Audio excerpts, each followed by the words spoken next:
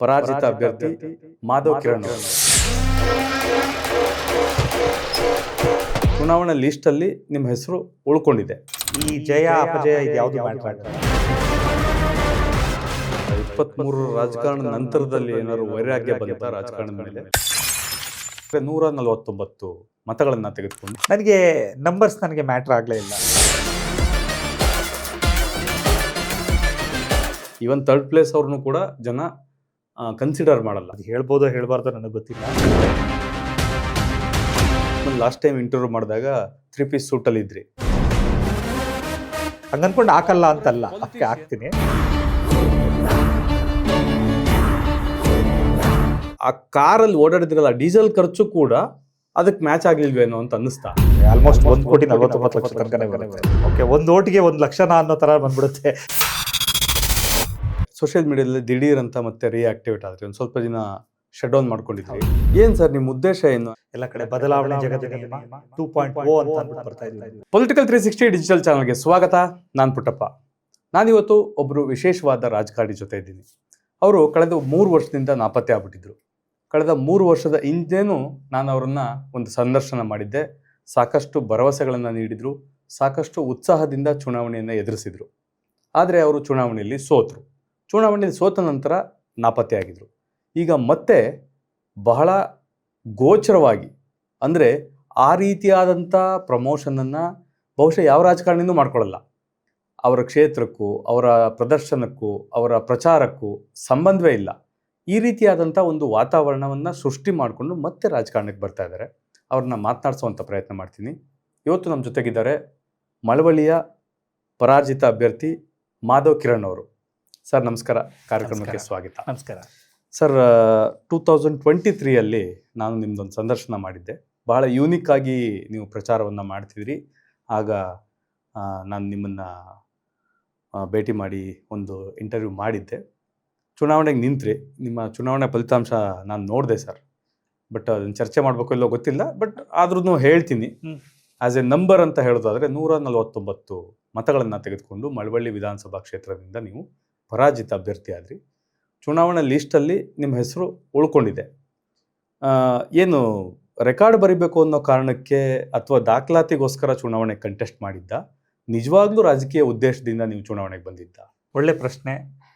ನಾವು ನಿಮ್ಮ ಜೊತೆ ಮಾತಾಡಿ ಆಲ್ಮೋಸ್ಟು 2 ವರ್ಷ ಆಗಿತ್ತು. ಇವಾಗ ಮತ್ತೆ ನಾವೆಲ್ಲ ಸೇರಿದ್ದೀವಿ. ಸೊ ಚುನಾವಣೆ ಅನ್ನುವಂಥದ್ದು ನಾನು ಅವತ್ತು ಹೇಳಿದ್ದೆ ನಿಮಗೆ, ಇವತ್ತು ಹೇಳ್ತಾ ಇದ್ದೀನಿ. ಒಂದು ದೊಡ್ಡ ಮಟ್ಟದ ಒಂದು ಬದಲಾವಣೆನ ಇಟ್ಕೊಂಡು ನಾನು ಬಂದಿದ್ದೀನಿ ಅಂತ ನೀವೆಲ್ಲ ನೋಡಿದ್ರಿ. ಈಗ ಎಲ್ಲ ಕಡೆ ನೋಡ್ತಾ ಇದ್ದೀರಾ ಕೂಡ. ಈಗ ಎಲ್ಲ ಕಡೆ ಬದಲಾವಣೆ ಜಗದ ನಿಯಮ 2.0 ಅಂತ ಅಂದ್ಬಿಟ್ಟು ಬರ್ತಾ ಇದ್ದೀವಿ ನಾವು. ಸೊ ಖಂಡಿತವಾಗ್ಲೂ ಬರವಣಿಗೆ ಅಂತಲ್ಲ, ಆವತ್ತು ನಾವು ಬಂದಂಥ ಉದ್ದೇಶನೂ ಅಷ್ಟೇನೆ, ಇವತ್ತು ಮಾಡ್ತಿರುವಂಥ ಉದ್ದೇಶನೂ ಅಷ್ಟೇ. ಮುಂದೆ ನಾವೇನು ಮಾಡಬೇಕು ಅಂತಿದ್ದೀವಿ ಅದಕ್ಕೆ. ಈ ಜಯ ಅಪಜಯ ಇದು ಯಾವುದು ಮ್ಯಾಟ್ರ್ ಆಗಲ್ಲ. ಅವತ್ತು ನಾವು ಸ್ಪರ್ಧೆ ಮಾಡಬೇಕಾಗಿತ್ತು, ನಾವು ರಂಗಕ್ಕೆ ಇಳಿಬೇಕಾಗಿತ್ತು, ರಂಗಕ್ಕೆ ಇಳಿದೋ. ರಂಗದಲ್ಲಿ ಸೋತಿದ್ದೀವಿ ಅಂತ ಮಾತ್ರಕ್ಕೆ ನಿಂತೋಗಿಲ್ಲ. ಆಮೇಲೆ ನೀವು ಹೇಳಿದ್ರಿ ನಾಪತ್ತೆ ಅಂತ. 3 ವರ್ಷ ನಾವು ನಾಪತ್ತೆ ಆಗಿರಲಿಲ್ಲ. ಬೇಸ್ನ ದೊಡ್ಡ ಮಟ್ಟದಲ್ಲಿ ರೆಡಿ ಮಾಡ್ತಾ ಇದ್ದು.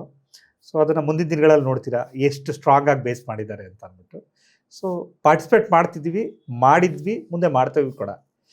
ಸೊ ಏನು ಸರ್ ನಿಮ್ಮ ಉದ್ದೇಶ ಏನು? ಆ್ಯಕ್ಚುಲಿ ಮೈಸೂರು ಬೆಂಗಳೂರು ರೋಡಲ್ಲಿ ನೋಡಿದೆ, ಹಾಸನಲ್ಲಿ ನೋಡಿದೆ. ಅಂದರೆ ನಾನು ಶಿವಮೊಗ್ಗ ಹೋಗ್ತಾ ಇದ್ದೆ. ಸೊ ಹಾಸನ ಮೇಲೆ ಹೋಗ್ಬೇಕಿತ್ತು, ಒಂದು ಹಾಸನ ಕಡೆ ನೋಡಿದೆ. ಮೈಸೂರಿಗೆ ಒಂದು ಪ್ರವಾಸ ಇತ್ತು. ಮೈಸೂರಿಗೆ ಹೋಗ್ಬೇಕಾದ್ರೆ ಮದ್ದೂರು ಹೈವೇನಲ್ಲಿ ನಿಮ್ಮದೊಂದು ದೊಡ್ಡ ಮಟ್ಟದ ಹೋಲ್ಡಿಂಗನ್ನು ನೋಡಿದೆ. ಆಮೇಲೆ ಅದನ್ನು ರಿಸರ್ಚ್ ಮಾಡಿದಾಗ ಗೊತ್ತಾಯಿತು ಇನ್ನೊಂದು 7-8 ಕಡೆ ಇದೆ. ಅದು ಬೆಳಗಾವಿಯಲ್ಲಿದೆ, ಚಿತ್ರದುರ್ಗದಲ್ಲಿದೆ, ಮಂಡ್ಯದಲ್ಲಿದೆ, ಮಳವಳ್ಳಿ ಒಳಗಡೆ ಟೌನಲ್ಲಿದೆ. ಈ ಥರದ್ದೆಲ್ಲ ಒಂದಷ್ಟು ವಿಚಾರ ಗೊತ್ತಾಯಿತು. ಏನು slogan? What is the slogan of ಬದಲಾವಣೆ ಜಗದ ನಿಯಮ 2.0? ಬದಲಾವಣೆ ಜಗದ ನಿಯಮ ಅನ್ನೋದು ಅದು ಸಾರ್ವಕಾಲಿಕ ಸಾಕ್ಷಿ ಪ್ರಜ್ಞೆ. ಅದು ಎಲ್ಲರ ಜೀವನದಲ್ಲೂ, ಎಲ್ಲ ವಿಚಾರಗಳಲ್ಲೂ, ಎಲ್ಲ ವ್ಯವಸ್ಥೆಯಲ್ಲೂ ಬದಲಾವಣೆ ಇದ್ದೇ ಇರುತ್ತೆ. ನಿಮ್ಮ ವಿಚಾರದಲ್ಲಿ ಯಾವ ಬದಲಾವಣೆಯನ್ನು ನಾವು ನಿರೀಕ್ಷೆ ಮಾಡ್ಬೋದು? ಅಂದರೆ ಸರ್, ನಾನು ಅಲ್ಲಿ ಒಂದು 4 ಸ್ಲೋಗನ್ನು ಕೂಡ ಕೊಟ್ಟಿದ್ದೀನಿ. ಬದಲಾವಣೆ ಜಗದ ನಿಯಮ 2.0 ಅಂತ ಹೇಳಿದ್ದೀನಿ. ಅಂದರೆ I am not telling that okay ಬದಲಾವಣೆ ಅಂತ ಹೇಳ್ತು ಅಂದರೆ ನಾನೇನೋ ವಿಶೇಷವಾಗಿ ಮಾಡಿಬಿಡ್ತೀನಿ ಅನ್ನುವಂಥದ್ದಲ್ಲ. ಬದಲಾವಣೆಗೆ ಒಂದು ಹೊಸ ಡೆಫಿನೇಷನ್ನ ಕೊಡಬೇಕು ಅಂತ ಅಂದ್ಬಿಟ್ಟು ನನ್ನ ಪ್ರಕಾರ ಸಮಾಜ ಸೇವೆಯಲ್ಲಿ ಬದಲಾವಣೆ ಮಾಡೋಣ, ಅನ್ಎಂಪ್ಲಾಯ್ಮೆಂಟ್ ನಿರ್ಮೂಲನೆಯಲ್ಲಿ ಬದಲಾವಣೆ ಮಾಡೋಣ, ರಾಜ್ಯದ ರಾಜಕಾರಣದಲ್ಲಿ ಒಂದು ದೊಡ್ಡ ಬದಲಾವಣೆಯನ್ನು ತರೋಣ, ಹಾಗೆ ನಮ್ಮ ಕೃಷಿ ಕ್ಷೇತ್ರದಲ್ಲಿ ಒಂದು ಬದಲಾವಣೆ ತರೋಣ ಅಂತ 4 ಸ್ಲೋಗನ್ನ ಇಟ್ಕೊಂಡು ನಾವು ಮಾಡ್ತಾ ಇದ್ದೀವಿ.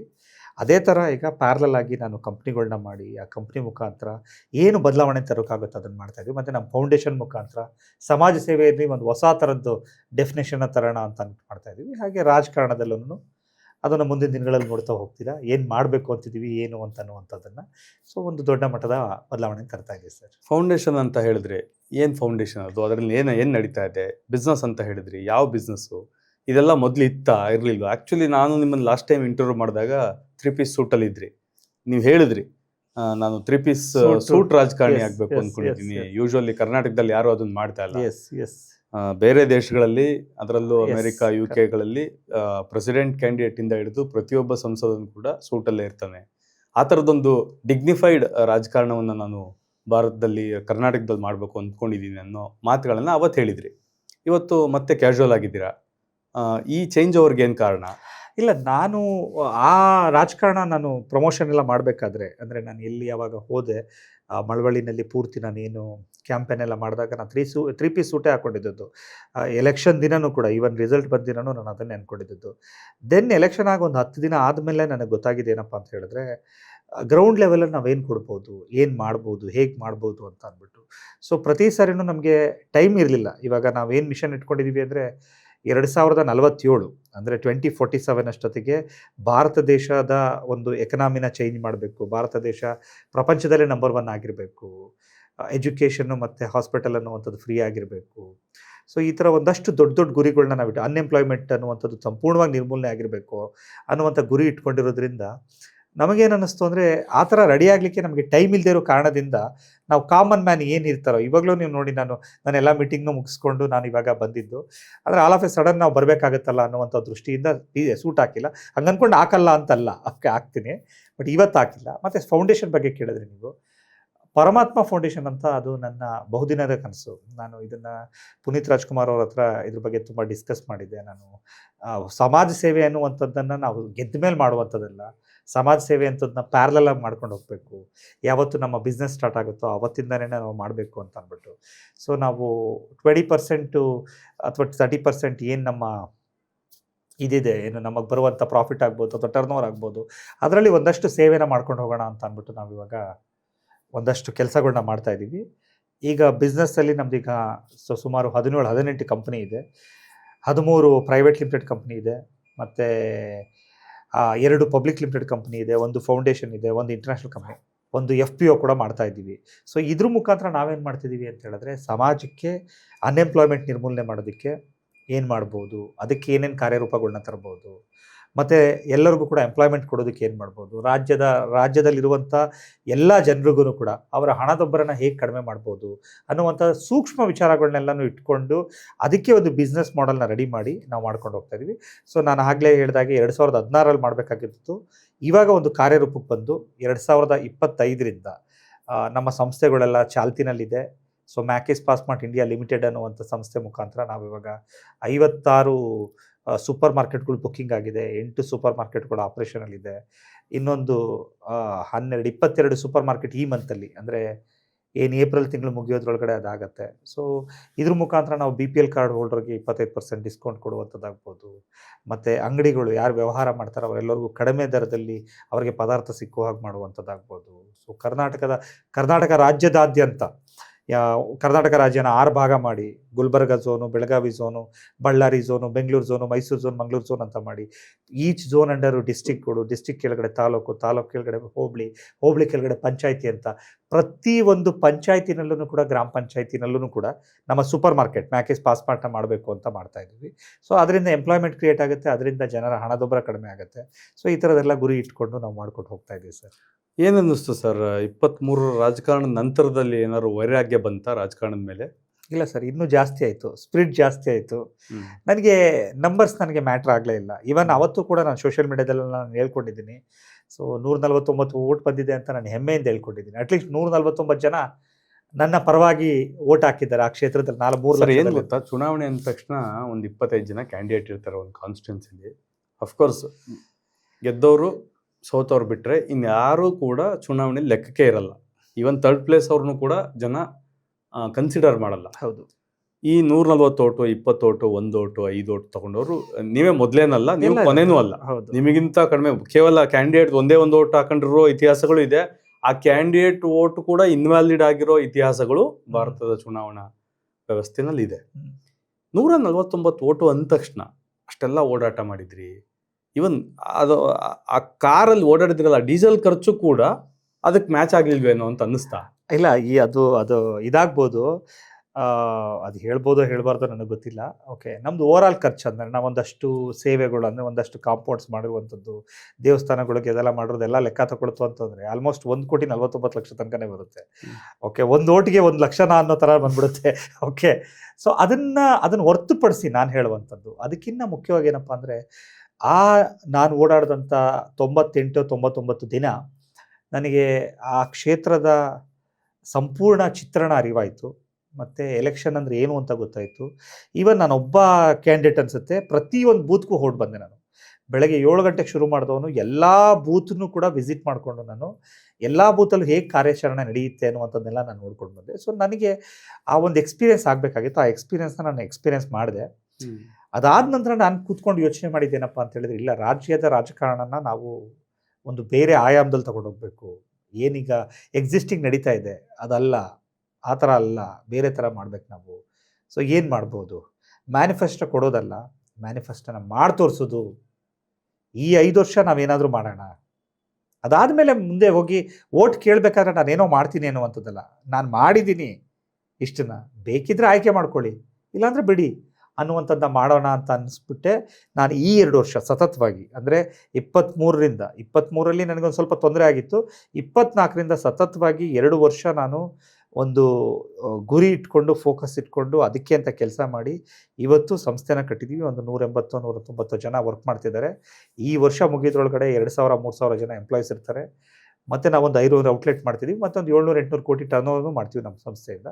ಸೊ ಅದ್ರ ಜೊತೆಗೆ ಪ್ಯಾರಲಲ್ ಆಗಿ ಪರಮಾತ್ಮ ಫೌಂಡೇಶನಿಂದ ಸಮಾಜ ಸೇವೆನೂ ಕೂಡ ಮಾಡ್ಕೊಂಡು ಹೋಗ್ತೀವಿ. ನಾನು ನಿಮ್ಮ ಸೋಷಿಯಲ್ ಮೀಡಿಯಾ ನೋಡ್ತಾ ಇದ್ದೆ. ಸೋಷಿಯಲ್ ಮೀಡಿಯಾದಲ್ಲಿ ದಿಢೀರ್ ಅಂತ ಮತ್ತೆ ರಿಯಾಕ್ಟಿವೇಟ್ ಆದರೆ ಒಂದು ಸ್ವಲ್ಪ ದಿನ ಶಟ್ ಡೌನ್ ಮಾಡ್ಕೊಂಡಿದ್ರಿ. ಅಕೌಂಟ್ಗಳನ್ನ ವೆರಿಫೈಡ್ ಮಾಡಿಕೊಂಡು, ವೆರಿಫೈಡ್ ಅಕೌಂಟಿಂದ ಡೈಲಿ ಲೈವ್ ಬರೋದಕ್ಕೆ ಶುರು ಆದ್ರಿ. ಫೇಸ್ಬುಕ್ಕು, ಇನ್ಸ್ಟಾಗ್ರಾಮು, ಮತ್ತು ಸಾರ್ವಜನಿಕರನ್ನ ಮೀಟ್ ಆಗ್ತಾ ಇದ್ರಿ. ಬೇರೆ ಬೇರೆ ಸ್ಥಳಗಳಲ್ಲಿ, ಜಮೀನುಗಳಲ್ಲಿ, ಟೀ ಹೋಟ್ಲ್ ಹತ್ರ, ಅಂಗಡಿಗಳ ಹತ್ರ ಕುತ್ಕೊಂಡು ಮಾತಾಡ್ತಾ ಇದ್ರಿ. ಏನದು ಆ ಕಾನ್ವರ್ಸೇಷನಲ್ಲಿ ಏನು ಕಲಿತ್ರಿ? ಆ ಕಾನ್ವರ್ಸೇಷನ್ ಯಾಕಾಗಿ ಮಾಡಿದ್ರಿ? ಓಕೆ, ಸೊ ಈಗ ಏನಾಯಿತು ಅಂದರೆ ಗ್ರೌಂಡ್ ರಿಯಾಲಿಟಿ ಏನು ಅನ್ನುವಂಥದ್ದನ್ನ ನಾವು ಅರ್ಥ ಮಾಡ್ಕೊಳ್ಬೇಕಾಗಿತ್ತು. ಜನರ ಪ್ರಾಬ್ಲಮ್ ಏನು, ಎಲ್ಲಿ ಪ್ರಾಬ್ಲಮ್ ಆಗ್ತಾ ಇದೆ, ಇದು ಕೀ ಸೋರ್ಸ್ ಏನು, ಇದನ್ನು ಹೇಗೆ ಹುಡುಕಬೇಕು ಅಂತ ಅಂದ್ಬಿಟ್ಟು. ಸೊ ನಾನು ಅರ್ಥ ಮಾಡ್ಕೊಂಡಿದ್ದೇನಂತಂದರೆ, ಕರ್ನಾಟಕ ರಾಜ್ಯದಲ್ಲಿ ಸರಿಸುಮಾರು 68% ಆಫ್ ಅಗ್ರಿಕಲ್ಚರ್ ಲ್ಯಾಂಡು ಅನ್ಯೂಸ್ ಆಗಿದೆ. ಸೊ ಈ ಅನ್ಯೂಸ್ ಆಗಿರುವಂಥ ಅಗ್ರಿಕಲ್ಚರ್ ಲ್ಯಾಂಡ್ನ ನಾವು ಯೂಸ್ ಮಾಡೋಕ್ಕೆ ಹೋಯ್ತು ಅಂದರೆ ಹೇಗೆ ಯೂಸ್ ಮಾಡ್ಬೋದು, ಏನು ಮಾಡ್ಬೋದು, ಇದಕ್ಕೆ ಮೇಯ್ನ್ ಆಗಬೇಕಾಗಿರೋದು ಏನು ಅಂತ 3 ಮೇಜರ್ ಪ್ರಾಬ್ಲಮ್ ಸ್ಟೇಟ್ಮೆಂಟ್ನ ನೋಡಿದೆ. ಒಂದು, ಬಂಡವಾಳ ಬೇಕು. 2ನೇದು ಎಂಪ್ಲಾಯ್ಮೆಂಟ್ ಬೇಕು. 3ನೇದು ಆ್ಯಸ್ ಯೂಶ್ವಲ್ ಅದಕ್ಕೆ ಮಾರುಕಟ್ಟೆ ಬೇಕು ಅಂತ ಅಂದ್ಬಿಟ್ಟು. ಸೊ ಈ 3 ಮಾಡಬೇಕು ಅಂದರೆ ಬಂಡವಾಳ ಹಾಕೋದಕ್ಕೆ ನನ್ನ ಹತ್ರ ಬಂಡವಾಳ ಇಲ್ಲ, ಎಂಪ್ಲಾಯ್ಮೆಂಟ್ ಕ್ರಿಯೇಟ್ ಮಾಡೋಕ್ಕೆ ನಾನು ಗೌರ್ಮೆಂಟ್ ಅಲ್ಲ. ಸರಿ, ಮಾರುಕಟ್ಟೆನ ಹೇಗೆ ಸೃಷ್ಟಿ ಮಾಡ್ಬೋದು? ದೆನ್ ನಾನು ಹೇಗೂ ಪಾಸ್ಮಾರ್ಟ್ ಮಾಡ್ತಾ ಇದ್ದೀನಲ್ಲ, ಅದನ್ನು ಅದಕ್ಕೆ ಮೈಗ್ರೇಟ್ ಮಾಡಿದೆ. ಸೊ ಎಲ್ಲ ಕಡೆನೂ ಕೂಡ ನಾವು ಪಾಸ್ಮಾರ್ಟ್ ಮಾಡ್ಕೊಂಡು ಹೋಗೋಣ. ಪ್ರತಿ ಪಂಚಾಯತಿನೂ ಪಾಸ್ಮಾರ್ಟ್ ಮಾಡ್ಕೊಂಡ್ರೆ ಆ ಪಂಚಾಯತಿಗೆ ಕನೆಕ್ಟ್ ಆಗಿರುವಂಥ 7ರಿಂದ 8 ಹಳ್ಳಿಗಳು ಕೂಡ ಅಲ್ಲಿಗೆ ಏನಾಗುತ್ತೆ ಅಂತ ಹೇಳಿದ್ರೆ, ಒಬ್ಬ ರೈತ ಆದವನು, ರೈತ ಸೇಲ್ ಮಾಡೋನಾಗಿದ್ರು ಜೊತೆ ಕನ್ಸ್ಯೂಮರು ಆಗಿರ್ತಾನೆ, ಆತನಿಗೂ ಕೂಡ ಟೂತ್ ಪೇಸ್ಟ್ ಬೇಕು, ಶಾಂಪೂ ಬೇಕು, ಅಥವಾ ಬೇಳೆ ಬೇಕು, ಅಕ್ಕಿ ಬೇಕು, ಏನಾದರೂ ಬೇಕು. ಸೊ ಇದನ್ನೆಲ್ಲನೂ ಕೂಡ ನಾವು ಸಪ್ಲೈ ಮಾಡೋಣ, ಕಡಿಮೆ ರೇಟಲ್ಲಿ ಸಪ್ಲೈ ಮಾಡೋಣ. ಸೊ ಇದರಿಂದ ಏನಾಗುತ್ತೆ, ಒಂದು, ಅವನು ಎಲ್ಲೋ ಹೋಗಿ ತರಬೇಕು ಅನ್ನುವಂಥ ಟ್ರಾನ್ಸ್ಪೋರ್ಟೇಷನ್ ಉಳಿಯುತ್ತೆ. ಅವನ ಜಾಗದಲ್ಲೇ ಕಡಿಮೆ ರೇಟಿಗೆ ಸಿಕ್ಕಿದಾಗ ಅವನ ಹಣದೊಬ್ಬರ ಕಡಿಮೆ ಆಗ್ತಾ ಹೋಗುತ್ತೆ. ಹಾಗೆ ನಾವು ಎಂಪ್ಲಾಯ್ಮೆಂಟ್ ಕ್ರಿಯೇಟ್ ಮಾಡೋದಕ್ಕೂ ಕೂಡ ನಮಗೆ ಎಲ್ಲನೂ ಕೂಡ ತಂದಿಡ್ಬೋದು ಅನ್ನುವಂಥ ಒಂದು ದೃಷ್ಟಿಕೋನ ಇಟ್ಕೊಂಡು ನಾವು ಸೂಪರ್ ಮಾರ್ಕೆಟ್ನ ಫಸ್ಟ್ ಸ್ಟಾರ್ಟ್ ಮಾಡಿದ್ವು. ಜೊತೆಗೆ ಎಂಪ್ಲಾಯ್ಮೆಂಟ್ ಕ್ರಿಯೇಟ್ ಮಾಡೋದಕ್ಕೋಸ್ಕರ ಒಂದು ಹೊಸ ಯೋಜನೆನ ನಾವು ಮುಂಚೆಯಿಂದನೂ ಹೇಳ್ತಾ ಬರ್ತಿದ್ದೋ, ಎಂಪ್ಲಾಯ್ಮೆಂಟ್ ಫಾರ್ ಎ ಫಾರ್ಮರ್ಸ್ ಅಂತ ಅಂದ್ಬಿಟ್ಟು. ಸೊ ಆ ಯೋಜನೆನ ತರಬೇಕು ಅಂತ ಅಂದ್ಬಿಟ್ಟು ಮಾಡಿದ್ವು. ಮತ್ತು ಅದನ್ನು ಟ್ರಯಲ್ ಕೂಡ ಮಾಡಿದೋ. ನಾವು ವ್ಯವಸಾಯನ ಮಾಡೋಣ ಅಂತ ಅಂದ್ಬಿಟ್ಟು ಒಂದು ಹೊಸ ಕಾನ್ಸೆಪ್ಟ್ ಮಾಡಿದೋ, ಕ್ರಾಪ್ ಓನರ್ಶಿಪ್ ಅಂತ ಮಾಡಿದೋ, ಫಾರ್ಮ್ ಓನರ್ಶಿಪ್ ಅಂತೆಲ್ಲ ಮಾಡಿದೋ. ಬಟ್ ಅದು ಅಷ್ಟೊಂದು ಪೂರ್ವಕವಾಗಿ ನಮಗೆ ಅಡ್ಜಸ್ಟ್ ಆಗಲಿಲ್ಲ ಈ 6 ತಿಂಗಳಲ್ಲಿ. ದೆನ್ ನಾವು ಥಿಂಕ್ ಮಾಡಿದೋ, ಇಲ್ಲ, ಅದಕ್ಕೂ ಒಂದು ದೊಡ್ಡ ಬಂಡವಾಳ ಬೇಕು. ಒಂದು 100 ಕೋಟಿ ಬಂಡವಾಳನ ಅದಕ್ಕಿಟ್ಟು ವ್ಯವಸಾಯನ ಶುರು ಮಾಡಿ, ವ್ಯವಸಾಯದ ಜೊತೆಗೆ ಒಂದು ಕಾರ್ಪೊರೇಟ್ ಫಾರ್ಮಿಂಗ್ ಮಾಡೋಣ. ಅಂದರೆ ಏನು ಎಕ್ಸಿಸ್ಟಿಂಗ್ ಊರಲ್ಲಿರ್ತಾರೆ ಜನ, ಅವ್ರುಗಳಿಗೇನೇನೇ ಕೆಲಸನ ಕೊಡೋದು, ಅಗ್ರಿಕಲ್ಚರು ಫಾರ್ಮಿಂಗ್ನ ಅವ್ರ ಕೈನೇನೆ ಮಾಡಿಸೋವಂಥದ್ದು, ಕಳೆ ಕೀಳೋದೊಂದು ಕೆಲಸ, ದಿನಕ್ಕೆ 8 ಅವರ್ ಡ್ಯೂಟಿ, ಮತ್ತು ವೀಕೆಂಡು ರಜಾ, ಶನಿವಾರ ಭಾನುವಾರ ರಜಾ ಅನ್ನೋ ಥರ ನಾವು ಮಾಡಿಕೊಂಡು ಅವರಿಗೆ ಸೂಪರ್ವೈಸರ್ಸ್ ಇಟ್ಟು ಕೆಲಸ ಮಾಡಿಸೋಣ ಅಂತ ಅಂದ್ಬಿಟ್ಟು ಅದಕ್ಕೊಂದು ಬಡ್ಜೆಟ್ನ ನಾವು ಫ್ರೇಮ್ ಮಾಡಿಕೊಂಡು ಒಂದು ಕಂಪ್ನಿನೂ ಕೂಡ ಅದಕ್ಕೆ ಫಾರ್ಮ್ ಮಾಡಿಕೊಂಡು, ಅಂದರೆ ಮ್ಯಾಕಿಸ್ ಅಗ್ರಿಸಿಸ್ನೆಂಟ್ FPO ಅಂತ ಮಾಡಿ, ಅದು FPO ಅಂತ ಬರುತ್ತೆ, ಫಾರ್ಮರ್ ಪ್ರೊಡ್ಯೂಸರ್ ಆರ್ಗನೈಸೇಷನ್ ಅಂತ. ಇನ್ನೊಂದು ಅಗ್ರಿ ಫಂಡ್ ಅಂತ ಮಾಡಿದ್ದೀವಿ, ಮ್ಯಾಕಿಸ್ agri fund capital India private limited ಅಂತ ಮಾಡಿ ಇಟ್ಕೊಂಡಿದ್ದೀವಿ.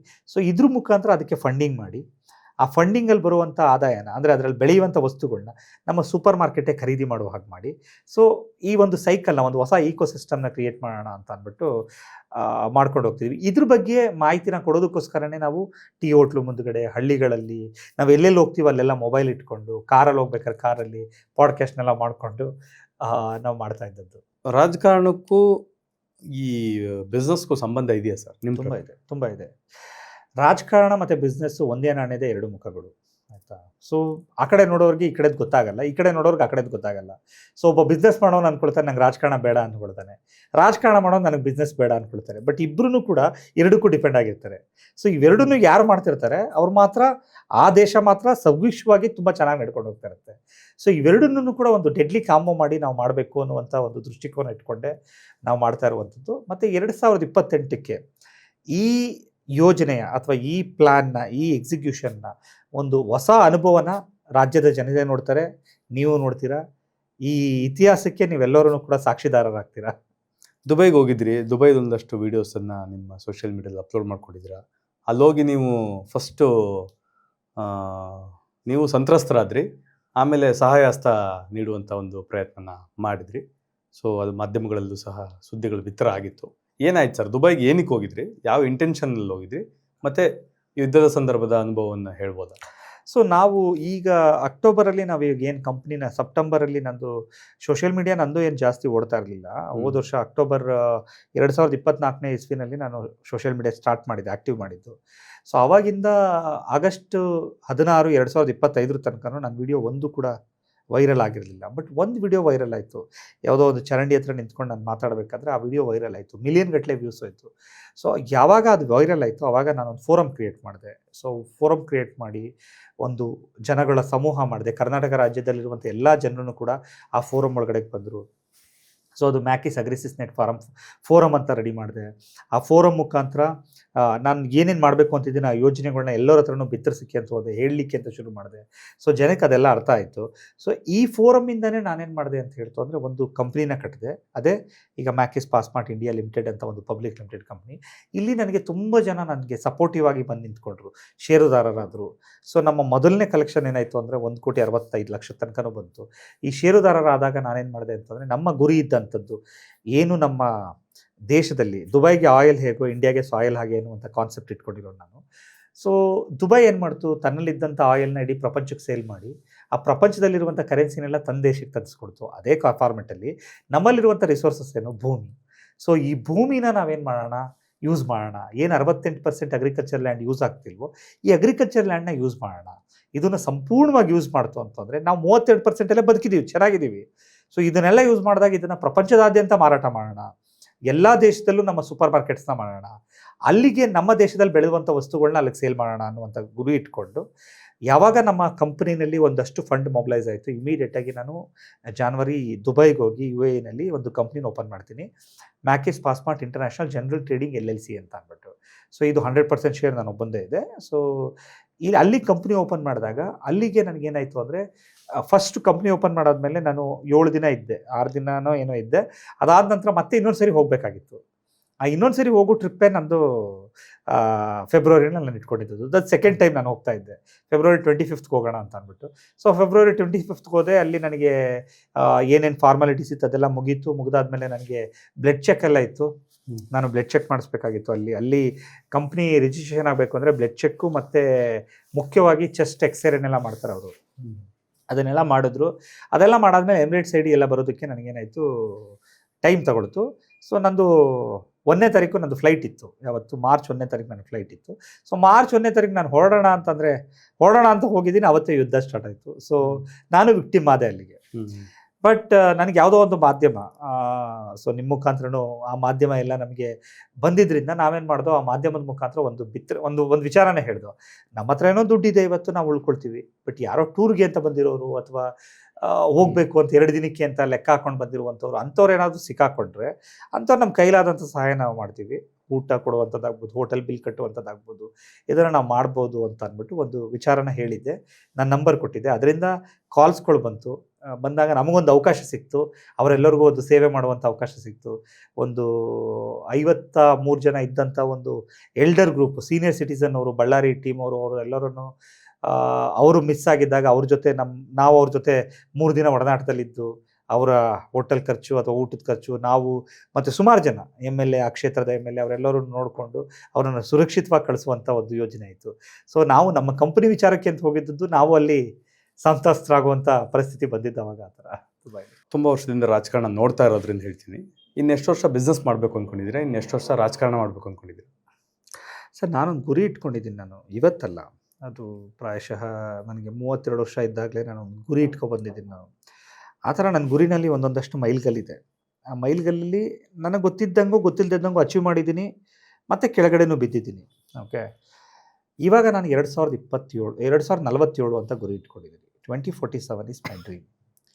ಅಷ್ಟರೊಳಗೆ ಈ ದೇಶದ ಒಂದು ಹೊಸ ಚಿತ್ರಣನ ಕೊಡಬೇಕು ಅನ್ನುವಂಥದ್ದು ನನ್ನ ಗುರಿ. ಇವತ್ತು ನಾನು ಸಣ್ಣವನಿರ್ಬೋದು, ಒಂದು ಮೂಲೆಯಲ್ಲಿ ಎಲ್ಲೋ ಒಂದು ಕಡೆ ಕೂತ್ಕೊಂಡು ನಾನು ಮಾತಾಡ್ತಿರ್ಬೋದು, ಬಟ್ ನನ್ನ ಬಿಸ್ನೆಸ್ಸಲ್ಲಿ ನಾನು ಅಚೀವ್ ಮಾಡ್ತೀನಿ. 120 ದಿನದಲ್ಲಿ ನಿಮಗೆ ನಾನು ಹೇಳಲೇಬೇಕು. ಡಿಸೆಂಬರ್ 8ನೇ ತಾರೀಕು ನಾನು ಮೊದಲನೇ ಔಟ್ಲೆಟ್ ಓಪನ್ ಮಾಡಿದ್ದು ಪಾಸ್ಮಾರ್ಟು. ಇವತ್ತಿಗೆ 8 ಔಟ್ಲೆಟ್ ರನ್ನಿಂಗಲ್ಲಿದೆ. 120 ದಿನದಲ್ಲಿ 56 ಬುಕ್ಕಿಂಗ್ ಆಗಿದೆ. ಈ ತಿಂಗಳಷ್ಟೊತ್ತಿಗೆ ಇನ್ನೂ 22 ಮಾಡ್ತೀವಿ, ಅಂದರೆ 30 ಔಟ್ಲೆಟ್ ಬುಕ್ ಮಾಡ್ತೀವಿ.